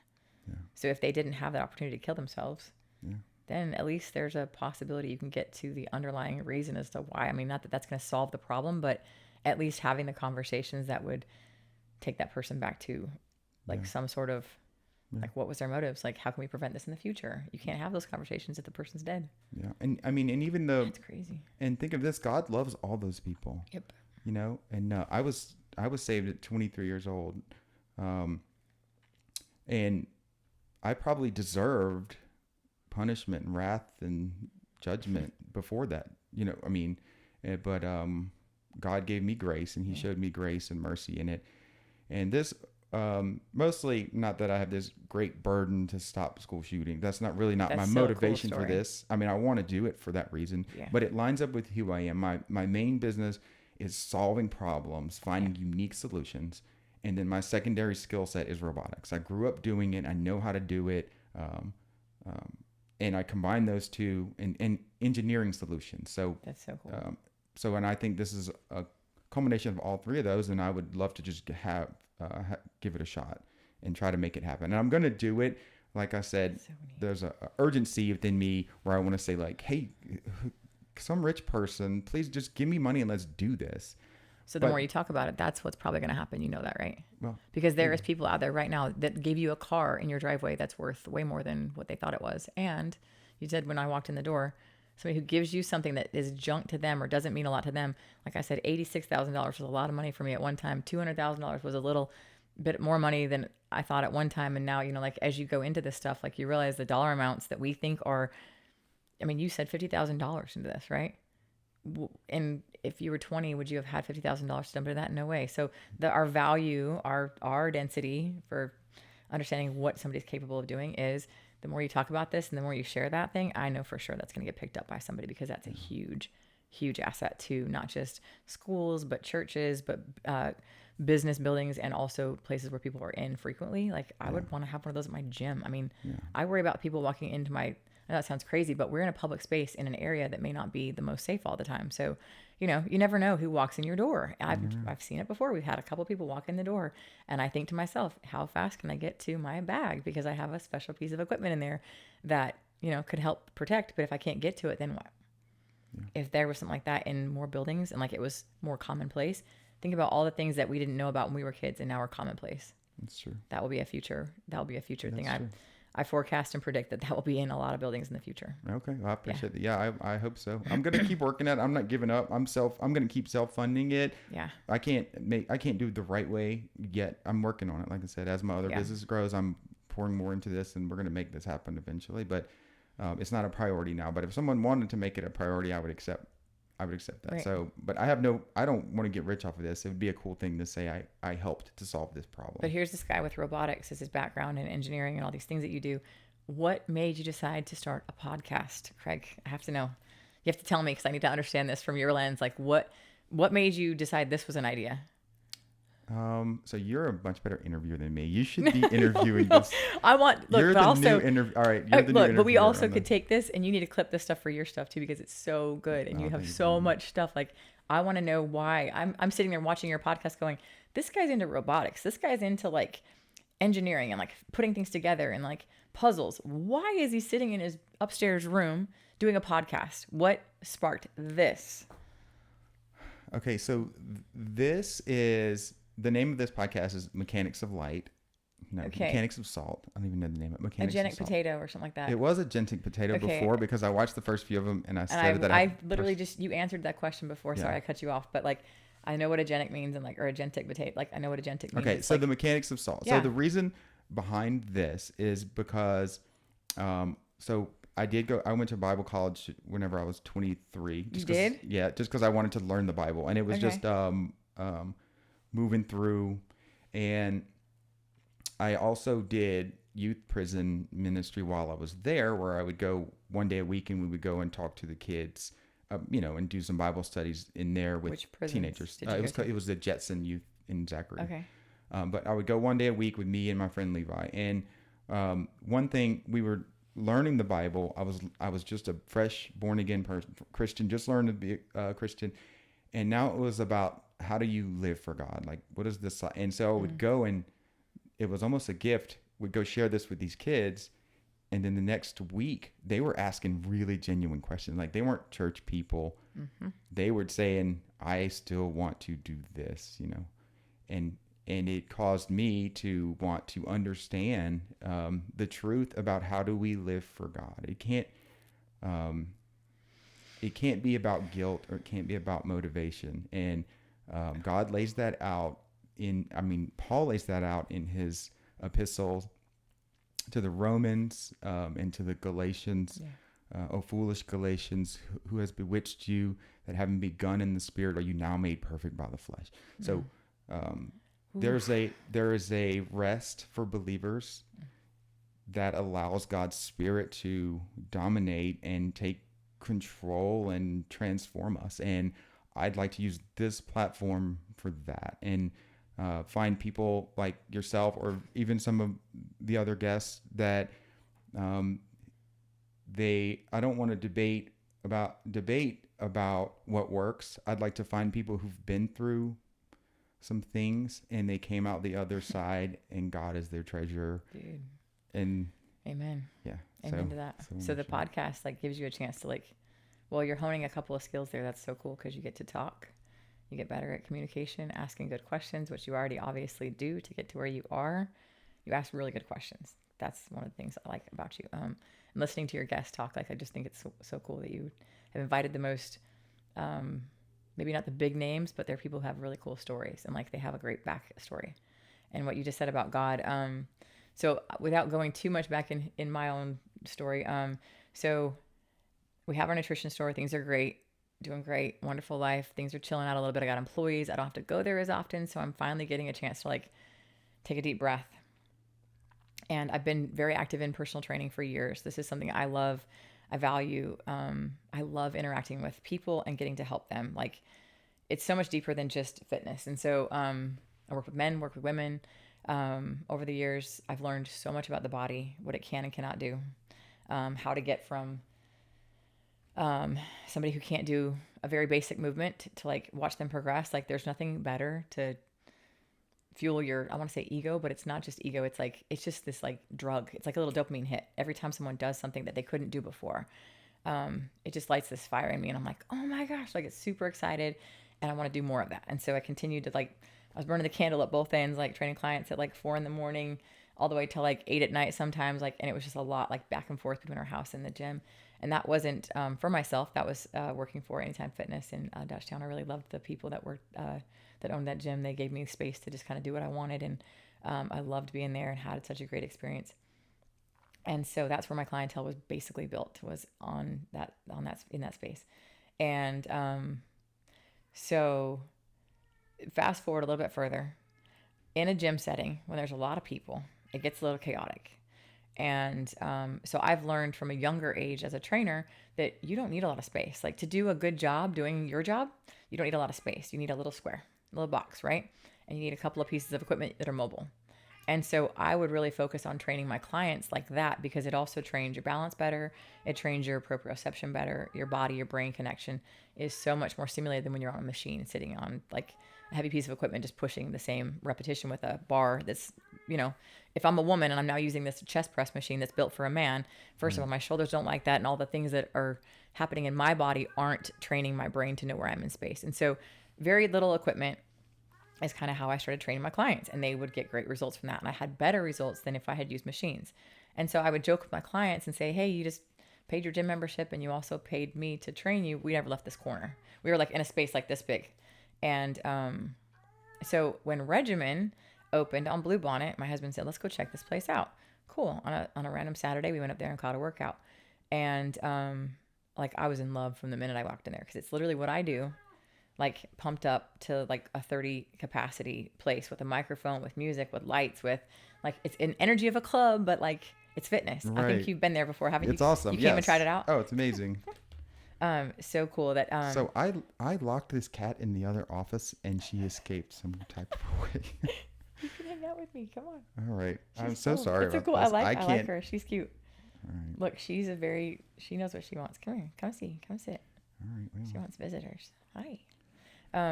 So that was a huge thing for me. Regimen for me was what I did already, but I could serve a huge community. And so I remember walking out of that room, and we got in the car, and I looked at him. I went, I don't know how we're going to do it, but I want to own one of these. And He said, okay. Because that's how my husband is. He's very, he'll figure things out. He's like you. He like, give me a challenge and I'll figure it out. That's cool. And so here he goes, like trying to figure out how to fund our next adventure. And we became investors of the Ascension location. And then in 2020, we bought out the partners that were there with us. And November of 2020, again, in a recession, in a time when the whole world thought that COVID was going to be like the end all of everything. Yeah. We opened another business. That's a great time, right? Of course. Yeah. In the moments of chaos, that's when you do everything the most crazy.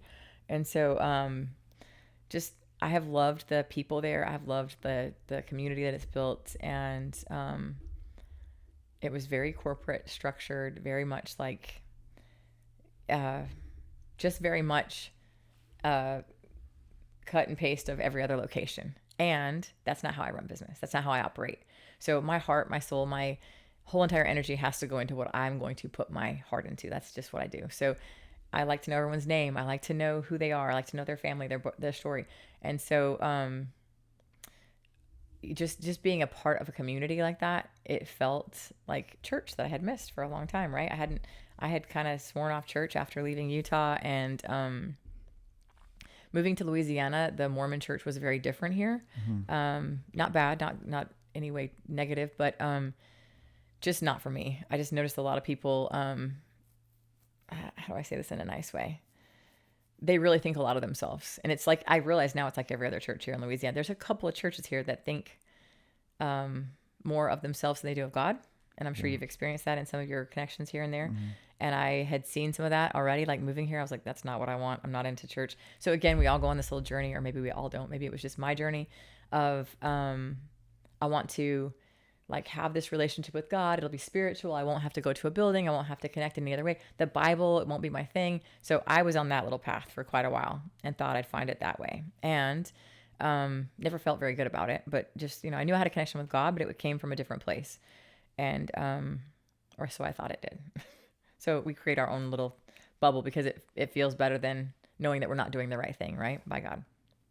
And so 2020, again, the end of that year, after we had just purchased Regimen, we decided to open a med spa, and we sunk a lot more money into that. My gut was telling me the whole time not to do it, but it was just like all this ego. And I thought we had this nutrition store, we had this gym. It was like the next component. It was like hyperbaric and IVs and all the things that I love and I believe in, but just I didn't feel like it was the thing we should have done, but we did it anyway. So it was one of those moments in time when I knew I probably could have made a different decision and didn't listen to my gut. And so my higher power was giving me all the right signals. And I remember signing my name on the papers, and I just felt like my hands were shaking, felt like I was going to throw up. And all those signals to your body tell you there's a problem, there's something wrong, you should be doing something different. Anyway, fast forward 2 years, we had a really good, successful year the first year, but it was so hard because I'm not in the medical world. I'm not a medical professional. I'm not a physician. I'm not a doctor.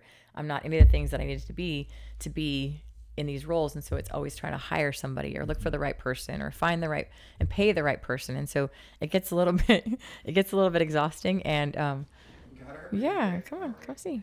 Where's Snuggle? She's so cute. You want to talk? Tell me your stories. Well, I'll say this Regimen is amazing. Thank you. Yeah, the culture there, everything is just like, it's amazing. You did a really great job with that, for sure. I put my heart into that place, and I do love I love our location so much. It's just been a really great great connection for me. Like more than anything, not having family here and having an entire community that like rallies around you. Like I said, my dad passed away in October, and I mean, he was 86, but like the outpouring of love that I got from people that, I mean, didn't have to do what they did. They just go out of their way to do nice, kind things and loving things that your family would do, or, maybe your family wouldn't remember to do. So that feeling of love has come back to me full circle, like that feeling of being embraced and being connected here. Like I get that back like 100-fold every day. So I wake up in the morning happy to do my job. I love waking up early. And like, I was just telling my people this morning, when you're waking up at 3:30 in the morning on a regular basis and your alarm goes off and maybe you didn't get enough sleep, I say to myself, I love Mondays. I love mornings because because of those people, I get to go serve, like, and I know they pay me, but also I get to serve them at a high level and try to educate them and teach them about their bodies, the mechanics, their function, and nutrition, and all the things that I just obsess over. So I would like to do a whole podcast about nutrition. oh my gosh, we could talk and, for an hours on that. Okay, there's some women. We could have talk some, a lot about that. Okay, we have some women friends that are the same as you, and Do they're it. always talking Do a about. panel. It seems like Yeah. everyone's really starting to pay attention to that Yep. stuff now.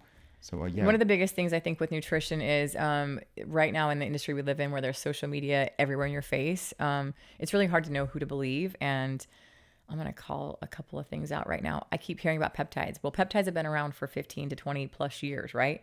Peptides have been around for so long. Peptides, and mark my words, I hope this goes online. We can talk about this in a big, deep conversation.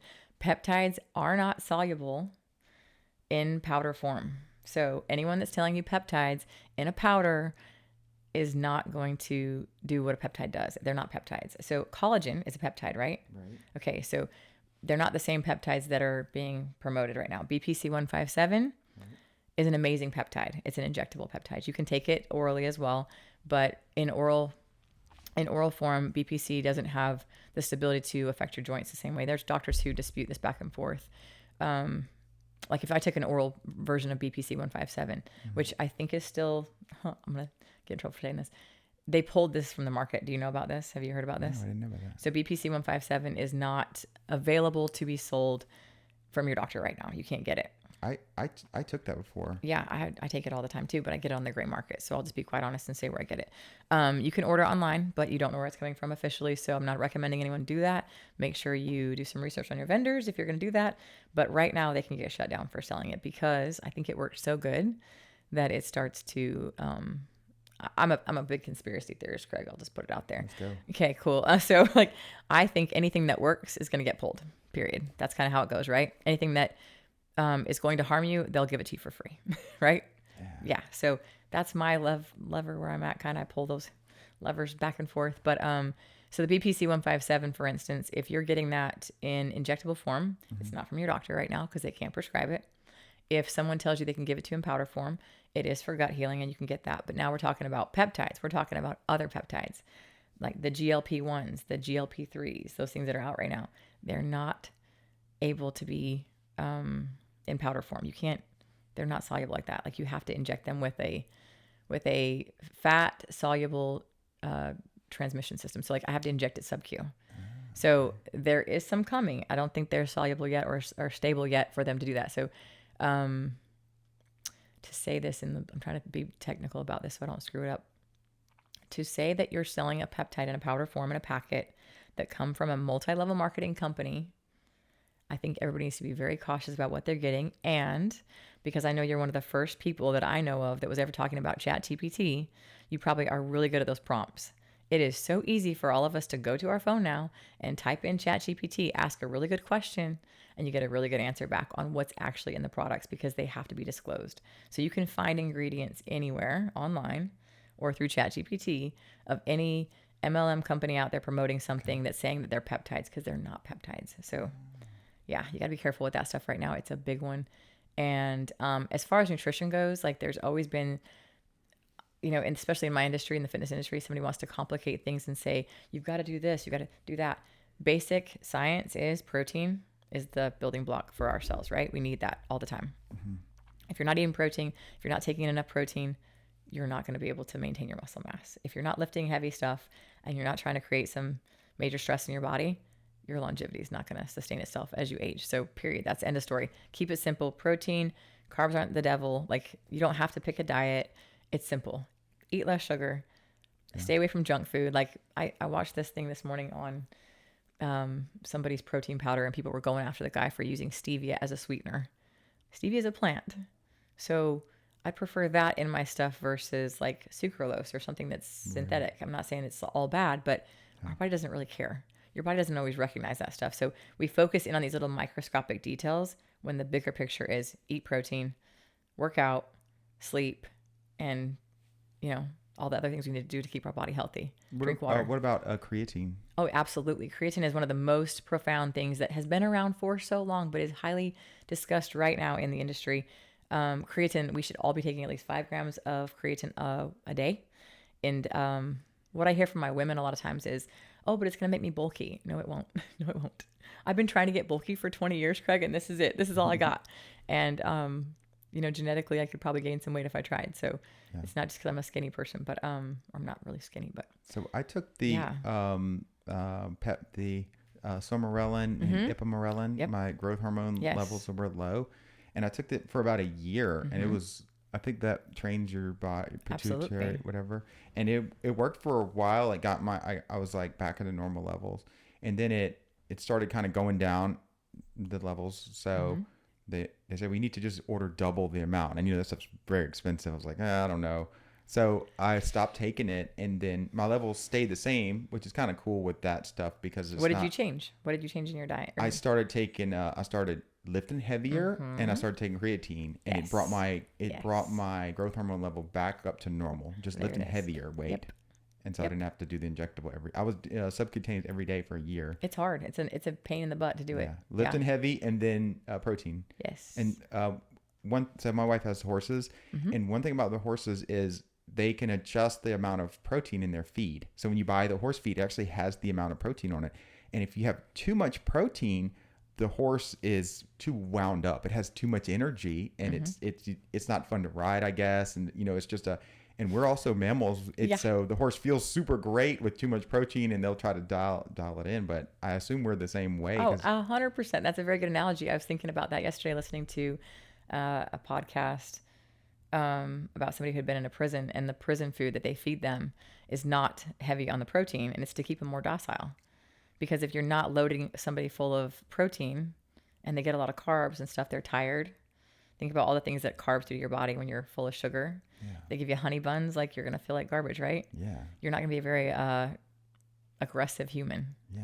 So it helps to deter people who normally would have been more alpha, I guess, if you will, in the male population for sure.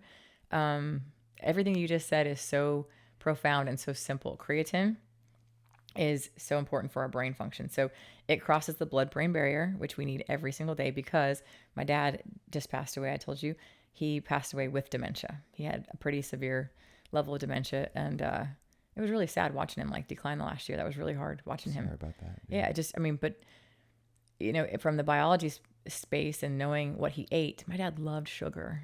He loved sugar, and my sisters loved to bake for him. So that's kind of how he received love, was like acts of cookies and, bring me a pie. And he always felt he was a very fit, looking man, very thin man. When he passed away, he was very, very, very frail. But even when he ate sugar, he moved so much. He was so active, and probably lived on hot dogs and just the stuff that you probably wouldn't normally eat. We ate a lot of Spam. When you have 12 kids, you eat Spam and hot dogs and tuna fish and stuff out of a can. So, we didn't have a lot of that available to us. And so learning that about my own body, treating my own ADHD or ADD, again, I'm not one to take medication for anything. I would never advocate for people to take medication. I always say, fix your diet first. And that's what helped me fix my own brain that I thought was broken. Again, you think it's broken, but it's just sugar. And when you're on high levels of sugar and no protein, you don't function well, period. Yeah. And all of your other levels suffer. So creatine being put into your diet, higher levels of protein. Your body does not store protein. So if you don't use it, you lose it. It goes away, right?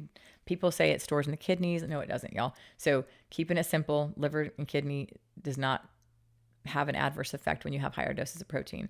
I could get way off topic on this. We could go down a rabbit hole. No, this is fascinating. Okay, I'm I don't know how much time you have. Tell me when I'm wrap me up. It's still recording. Okay, I'm just tell me whenever you're over fun. Me. This is fascinating to me. So our business stuff, this is where I've really dialed in, and this is where I've become more of an entrepreneur, is pushing back on people who maybe want to go down a rabbit hole and say there's this magic thing that works. No, it doesn't.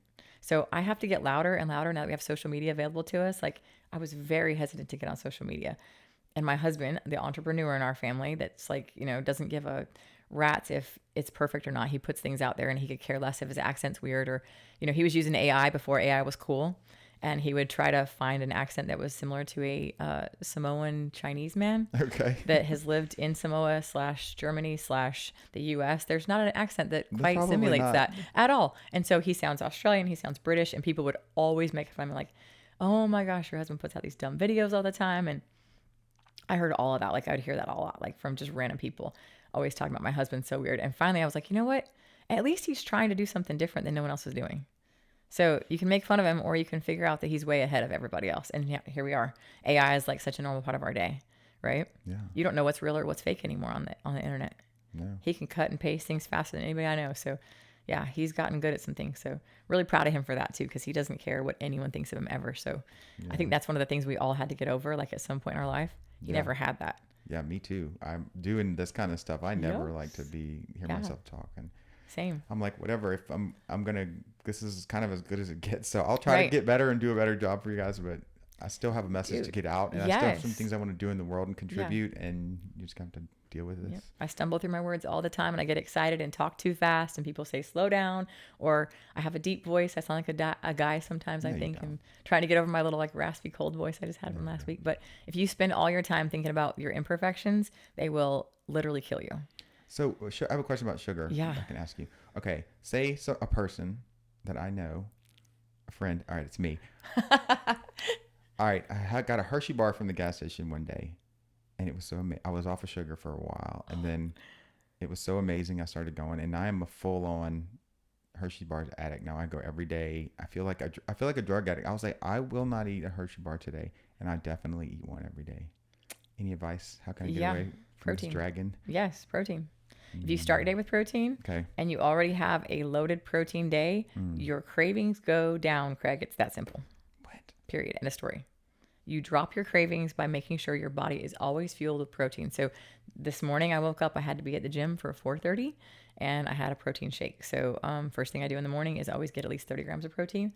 For men, I'd say probably go 30 to 50 grams of protein first thing in the morning. Even if you're not a breakfast eater, if you're not a person who eats a lot of food in the morning, that's okay. a lot of protein. It's not a lot of protein. Well, Your body an can egg process. is like 7. I'm just saying to get it. An egg Yeah. is like 7 grams. I have That's to why do I a always shake. supplement with a shake. A Yeah. shake. Okay. I'll do eggs, bacon, and a shake sometimes. Any shake brand you'd recommend? Okay, so that's a good question because we have a whole nutrition store full or supplement store full of products. I do love Muscle Sport came out with a brand or a line that they call Clean Whey, and I like that more for myself because it's flavored with stevia, and they don't have a lot of the extra sweeteners in there that we're making everything really, really sweet.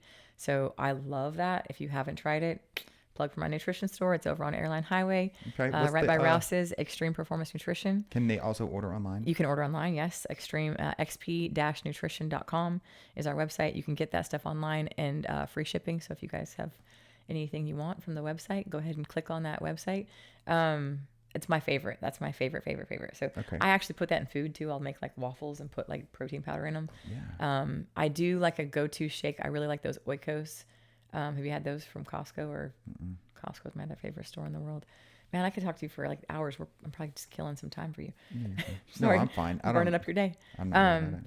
So protein in any form. Casein is different. Your body digests it a little bit slower. So you need both. You need isolate whey and you need casein. Both of those are important. Different food, different protein sources. So eggs are different than eating red meat. Red meat's a big topic. We could have a whole podcast on red meat. I've had a couple of clients over the years that have cured autoimmune disorders with going more carnivore for 8 to 12 weeks. I wouldn't recommend that for like years and years on end, but the proof is in the amino acids that are in meat. So when you don't eat red meat, if you're not a red meat eater, if you don't eat red meat, like that can be a big deficiency for a lot of people because there's non-essential amino acids that are found only in red meat that you can't get unless you're supplementing them. So like L-carnitine, some of those things are found in red meat that you get a very good dose from eating a steak or eating a burger. Yeah. So that kind of stuff is really important to make sure your nutrition's on point. Yeah, I definitely feel when I do eat a lot of red meat, I feel much better. Yeah. Iron levels go up for women around our cycles. That's important to have a steak for women because their iron's dropping so much during that period of their luteal phase. So yeah, there's so many little components in this. I have nerded out hard over the years because I've had so many clients who have hormone issues and have no idea how to fix them. And they'll go to their doctor and they don't get the right information. And so their doctor's like, yeah, you look fine. Everything's fine. But then I'll say, where's this test? Where's this test? So back in like 2011, I read a book by a psychiatrist who realized in psychiatry she wasn't helping anyone get better. So with the medication she was prescribing and the way she was taught in med school, nothing was getting better. So she veered away from medications and started treating her clients with food, and she almost lost her license because of it. So interesting book. It's called Mind of Your Own by Kelly Brogan. She was a really good author. She was a little out there, but I love her because it taught me my very basis for like why hormones are important And so when I approached that phase in my own life at 45, like I knew what was coming. I knew what to expect. I kind of knew how to treat myself or to find the right people to help me. And there is some really good medical professionals in our area that know hormones, that know this stuff, but they're not covered by insurance anymore because they've had to leave their facilities they were in before because insurance won't cover good treatment practice. Can I ask you about a few different things now that are big? So methylation test, genetic methylation. Yes. That's a big Gary Brecka thing. He's talked a lot about that. So if you're a fan of Gary Brecka, you've heard about methylation. This isn't new. We've just kind of been new to the table coming up with how your body methylates. If you're a person who has some mutation in your genes, I wouldn't suggest everybody does a methylation test because they're very expensive.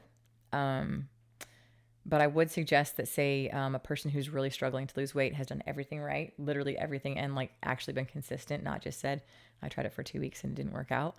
I would suggest that they maybe get a methylation test if they're in their 40s and they still have a struggle, tired all the time.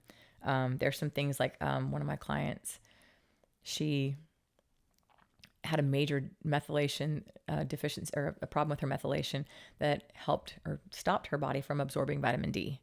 And so literally like every day she was taking vitamin D, her body would kick it out the back door. So she had some really expensive urine. That's about what that amounts to. So in her case, like she had to do some more severe stuff, like making sure she took an injectable vitamin D version. Okay. That makes sense. Yeah. So there's a lot of ways to, I see.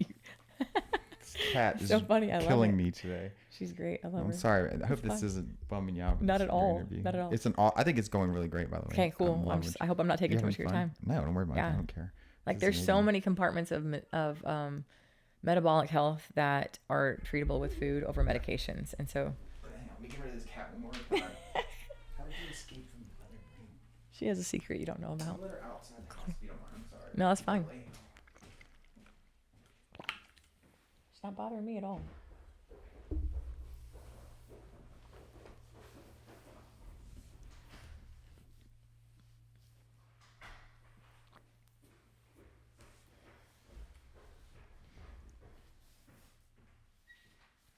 Yeah, this is so fascinating, and I'm like, we could talk forever.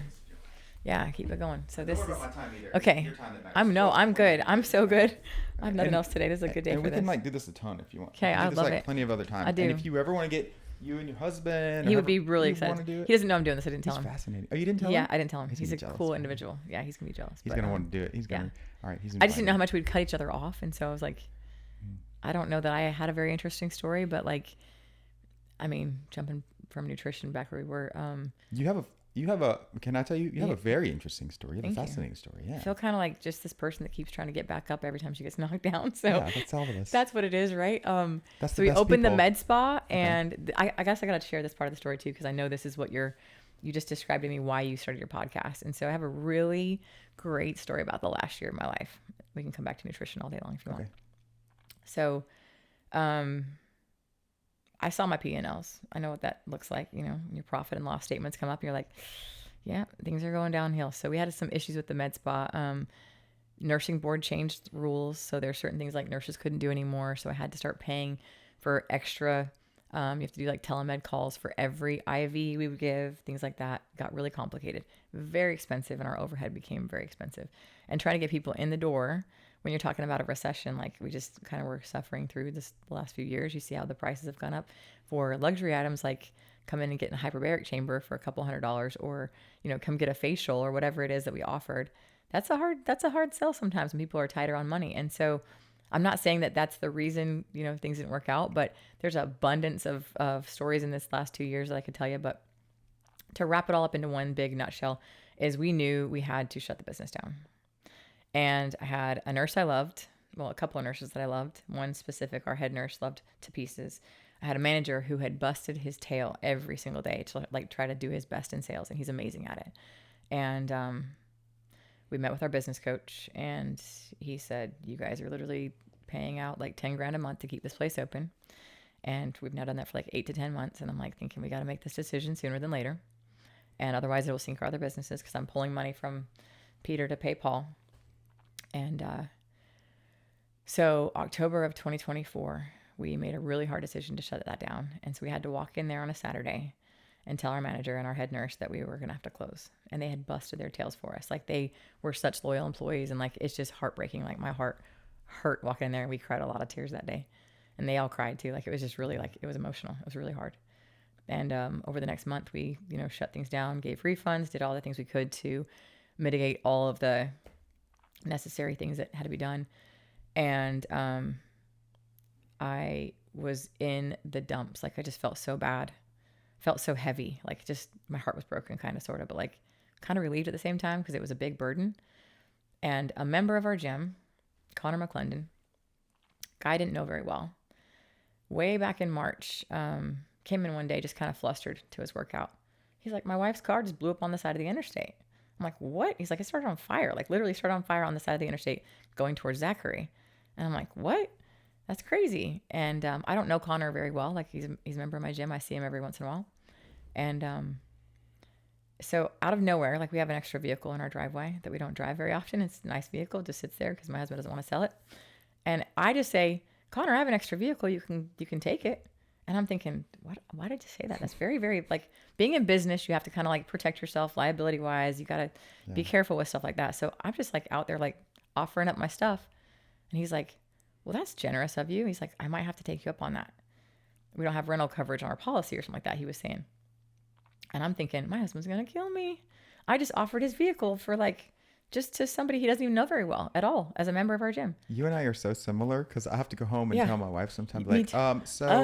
we're allowing someone to film a movie at our house. Right. I do that stuff too. I'm so that person, and I'm always expecting him to be like, what? So he doesn't get mad, but he's like, you did what? Like, he usually will kind of be a little bit reactive at first. Well, I walk into the office and tell him what I just did, and he says, okay. I was like, not the reaction I planned.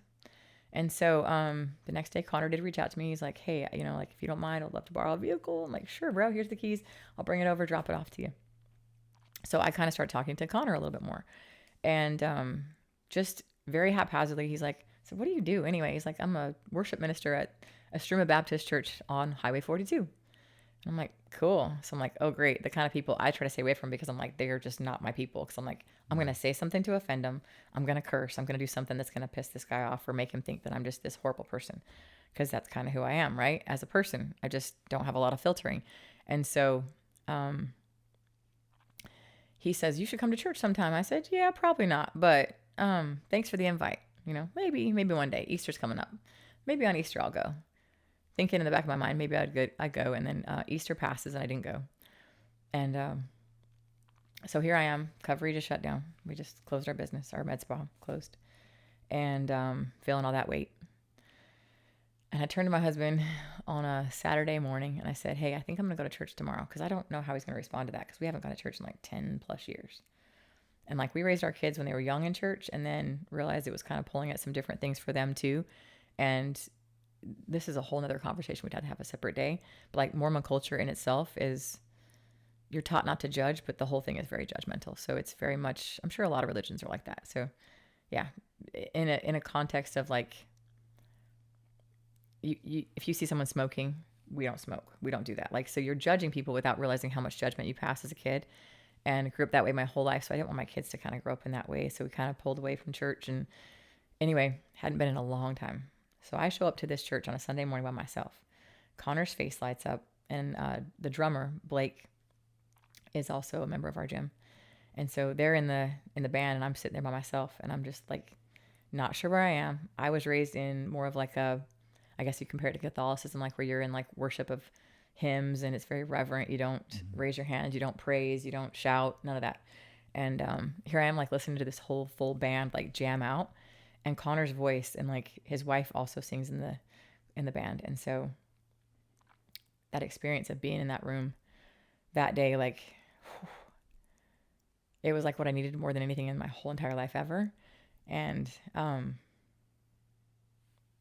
geez, Craig. That moment of sitting there and just feeling the spirit through music in a way I've never experienced music, like worship music. I never listened to that as a kid. I didn't grow up listening to the typical Southern worship music. That was not in our wheelhouse. Like, we didn't listen to hymns, like Amazing Grace kind of things, and to know that I could feel the spirit while I was listening to a guitar and somebody sing, it was all very new. And I went home and I was just very quiet about the whole thing. Next Sunday, went back. Sunday after that, went back.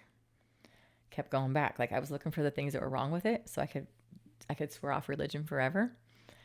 And man, my heart just like was ripped open. I cried every time during the music. Every time I just sobbed. Like, I just there and cry, and like while other people were raising their hands, I don't know what this is. I wasn't raised this way, so I don't have a connection to the raising my hands to God, because I think God's around us, not just above us. But I remember the feeling of like wanting to put my hand over my heart because I felt like it was going to jump out of my chest because I was so full. And so I'd almost have to like hold my heart to contain the energy I felt, because it was just going to pour out of me. Like, if that makes sense. Yeah. Like, I had to like hold it in, or I was going to erupt. Like, I felt like I was going to blow up internally, implode. And so Christmas was coming, and I've been going every week now. So every week I go to church by myself, and they're always happy to see me. And so Christmas Eve is coming up, and I say to my husband, I'm taking a risk big time. Will you go with me to, like, I get nervous even talking about it.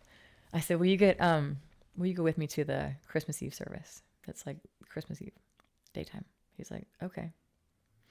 I got an okay. I'm like, okay, Emily, shut up. Don't talk anymore. Don't over talk it, because I do that all. I want to tell him all about it, and I'm just like, shut up, Emily, just shut up. So I take my yes and I walk away. A week later, it's Christmas Eve. And I said, hey, like all nonchalantly, are you still going to go with me to my Christmas Eve thing? He's like, I said I would. I'm like, okay. He's kind of edgy about it, right? I said I would. All right, I'll leave it alone. So he comes. And he started coming back every week after. And so he started coming with me to church every Sunday after that. And then in February, I went home to see my mom for her birthday in Utah.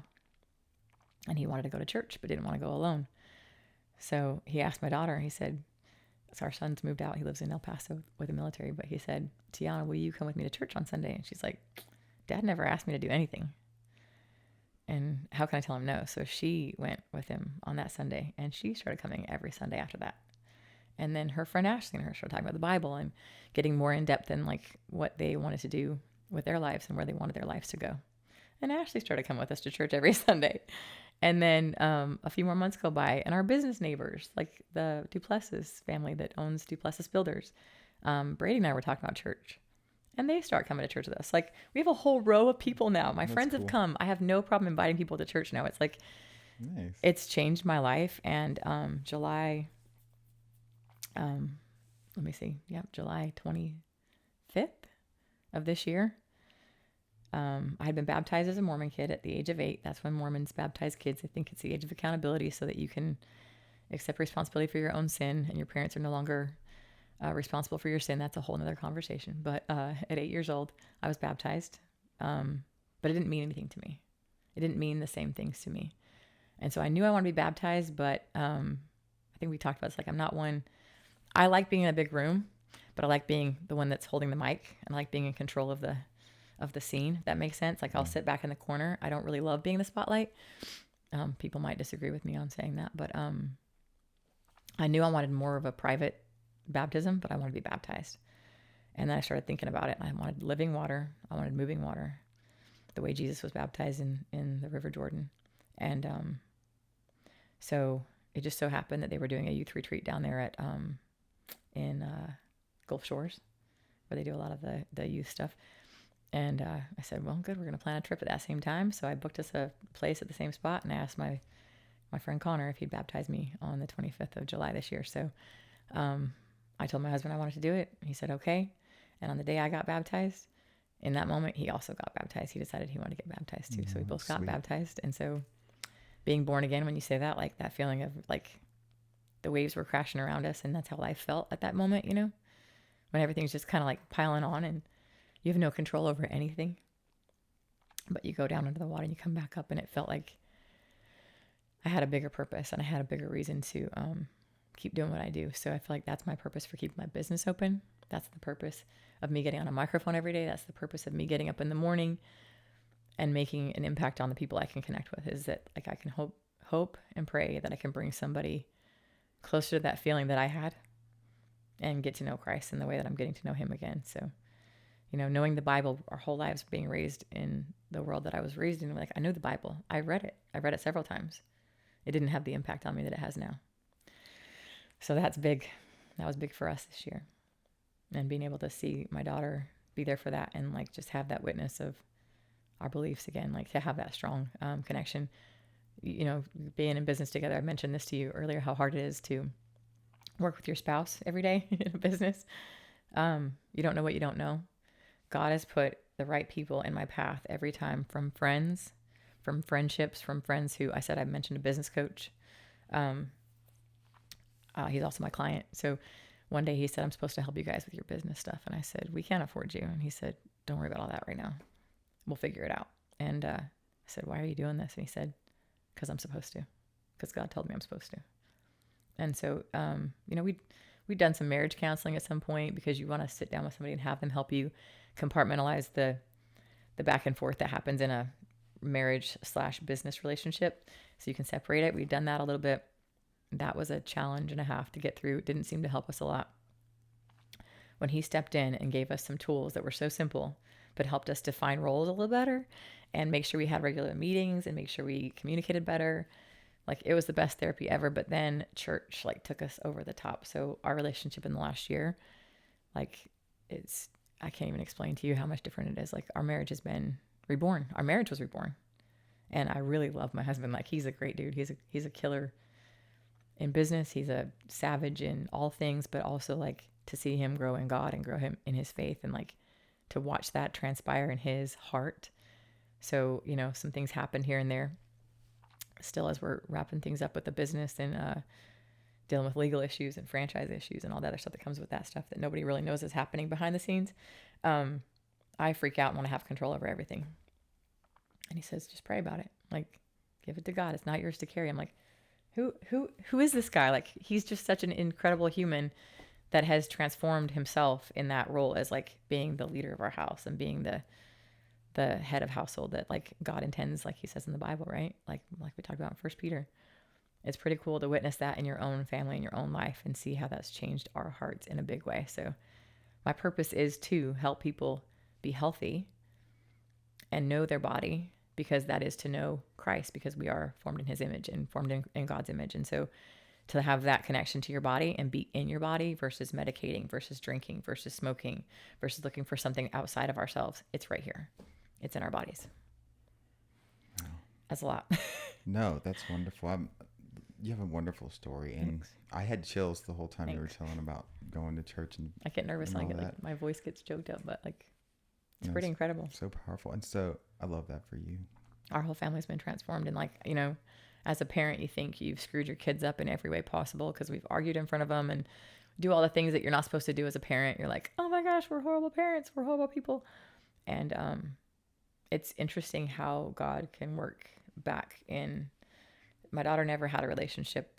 She'd kill me if I said this out loud, but here I am anyway saying it. You're about to say She's it to 21. a lot of people. I know, whatever. I'm saying it anyway. So she wasn't one to have a boyfriend. She never really had a boyfriend, and she never really cared about having a relationship like a lot of young girls do, right? They seek out guys for their attention. She and her dad have always had a close relationship, but in the last year with this connection, I have watched her and him become so close. And then when the time was right, a guy that was friends with her all through high school, here he is. And he's literally the greatest guy. Like, he treats her so good and just treats her like any dad would want their daughter to be treated. And I've loved watching their relationship grow in the last 5 or 6 months. So, you know, it's just proof that God can heal everything. He can make everything right. He can. Yeah, it's a big realization. And to really swallow that and like to digest it and realize no matter what you've done in your past, he deals in futures. Yeah. Wow. Powerful stuff. Yeah. Well, before this, I messaged you about doing this interview, and you said, I'm just so boring. And you even said it on here. And I'll say you're one of the most fascinating people, I think. Thank you.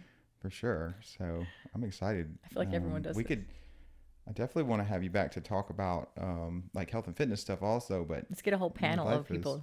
Yeah. Get your people in here. I'd love to talk about that stuff. Okay. Who are your friends that are super involved in that?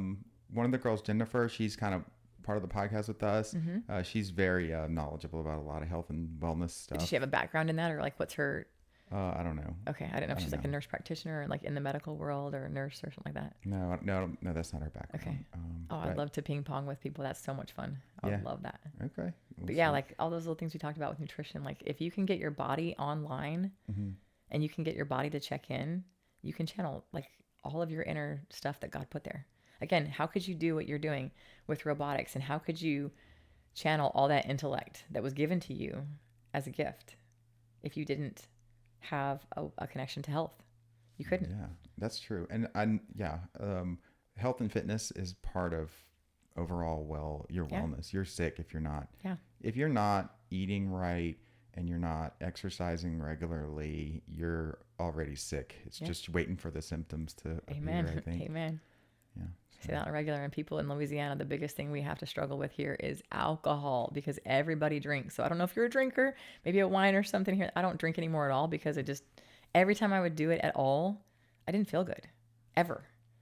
So you never have a good recovery. So you're like, this is poisoning my body for no reason. I didn't even have fun. I'm not a person who goes up like they drink and get wild. I want to go find a corner and go to sleep. So like, I'm definitely a Debbie Downer at a party if I'm not that person that needs alcohol to have a good time. So yeah, I think that's an important thing, is like realizing how much stuff we put in our bodies and how much it affects our not just long-term health, but how we connect to God. Like if we don't have a healthy body, you're not fully connected to God.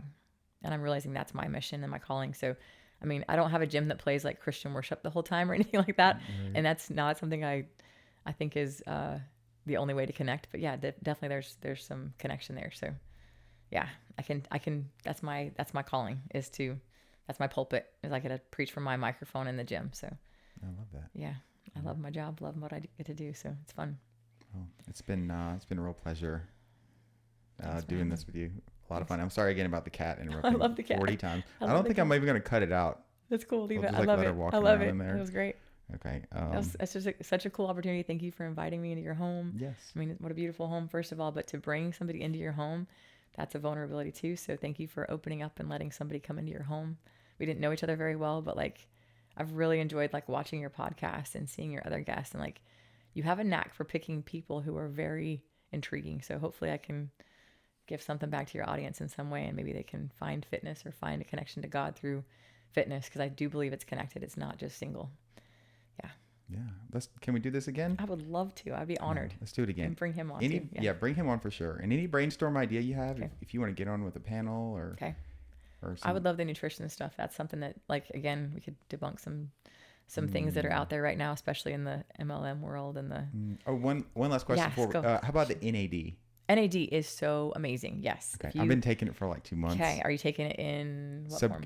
Injected in my muscles Yep. every week, and Okay, so it you're is doing amazing. sub-Q. Oh, dude, I feel like I'm like on another level, Yes. another plane. All my Yes. yeah, I feel It's like so I'm crazy, huh? yeah, it's amazing. Mental clarity. And again, Yes. how does it help you? Because it's already in your body. Your body produces it naturally as it's nicotine. Hold on, there's a big word. NAD, nicotinamide, adenosine, I'll think of it later. I'll talk about that later. There's a big long word. Have you seen how long that word is? Can you say it? I did. No, I can't say it. Okay, it's a huge word. So NAD plus is something that your body already produces. And as we age, the telomeres start to shorten and we decrease our volume of NAD. And you can take it sub-Q. Again, you can't take it in a pill orally. They're trying to create some things that may be viable, but it's like taking testosterone orally. If you took testosterone orally, it would stay in your system for maybe 8 to 12 hours. That would be it. And so how your body uses it through the stomach is different than when you put it into the fat. The fat soluble stuff is a little bit different. So And that's sub-Q in the fat. Yes, And yes. what is it in the muscle? Intramuscular. Okay, Yeah. because I started off intramuscular with the NAD, and they went sub-Q for a few weeks, and they said it was a different brand, but then they switched back to the. You like it intramuscularly the better than. I don't know. And that, I mean, there's so many different. I'll do more research on that next time we talk, so I can give you more background on that and like what the differences would be. But when we first started having it in the med spa, you would do it through an IV drip, and they would inject it into the IV, and it took several hours to go in because they can't rush the infusion. Have you ever done that way before? I didn't do it that. You guys were like the first to be doing NAD. We were doing that. And again, it's hard to it's push huge because now though. Yes, but people didn't know. So we were kind of ahead of the game again back in the day. And so people didn't know what they didn't know. And so it's very, very beneficial, but also it takes a long time to go in. And if you try to rapidly increase the way the NAD is going into your veins, it makes you very nauseous. So like you have to slow it down a little bit so you can process it, because your body's like, what is this? And it hits really hard, really fast, and you can get sick. So like people like Joe Rogan talk about how fast he can take an injection. Like he grits, and like literally it makes you feel like you have a headache at the same time. Your muscles start to contract, your stomach contracts. It's the weirdest feeling ever. And then you usually end up in the bathroom with like diarrhea. Just TMI, but there it is. So like it pushes things through you in a quick way. And so if you can do it the way you're doing it right now, intramuscularly or sub-Q through the fat, phenomenal. So they're coming up with some new, it's not new, it's just different ways to use it and more frequently so that you can use that. That is the best thing for a very intelligent person to be using, because it's going to keep your brain at full capacity for the longest amount of time with creatine. Of course. Yeah, I have a few different projects, maybe 10 different things that I need to get into and out of. And I procrastinate so much before this stuff, and I really feel like it's unlocked. Oh, yeah. A lot. Yeah. Yeah, it's like super hyper focus. Yeah. What about testosterone levels? Do you get those checked? Yeah. Good. I'm on TRT. Good. And that's one of the things that is totally neglected. Again, women, the same thing. Women are only prescribed testosterone. We can have a whole podcast about this. Okay. Women are given testosterone by their PCP, primary care physician, only when they say they have sexual dysfunction. Did you know that? I didn't know that. Very seldom will insurance cover it for any other reason. And that gets them a dose of one injection every usually 4 to 6, maybe even 8 weeks. We know the half-life of testosterone is maybe 10 days. Yeah. If you intramuscularly inject it. Yeah. I go weekly for injections. Yeah. So intramuscularly, right? Yeah. In your butt or your shoulder or whatever. Yeah. That lasts you about a week, right? About a week. 7 to 10 days is the half-life of testosterone. So if a woman goes and tells their doctor that they're having issues, we get tested estrogen, we get tested progesterone. They very seldom, unless we ask, test testosterone and free testosterone in women. Yeah. So this is a very underserved community as the TRT rolls. Yeah. Yeah. We need to do. Yeah. How much disk space we have? Oh my gosh. It says we have recording will stop in 5 minutes automatically. Yeah, we're rolling. We're done. No, this is awesome. All right, wait. All right. Shoot, I want to talk about that more. All right, we'll talk about that another A whole time. podcast on that would be so cool. Podcast. So, Emily Fowers, thank you very much. I'm sorry for taking up your time talking about my stuff, but thank you for inviting that. Excuse you. And thank you for letting me talk about my mother. That was sweet of you. And you have a fascinating story. You have a beautiful life and a beautiful family. And we're excited about your new spiritual journey. I guess I can call it awakening. You feel absolutely. like? Yeah, it feels like that. Rededication to God. Yeah. Yep. But getting to know Him on a different level. Yeah. Thanks for everything. I love that. It's a pleasure to be here. So cool. Thanks for having me.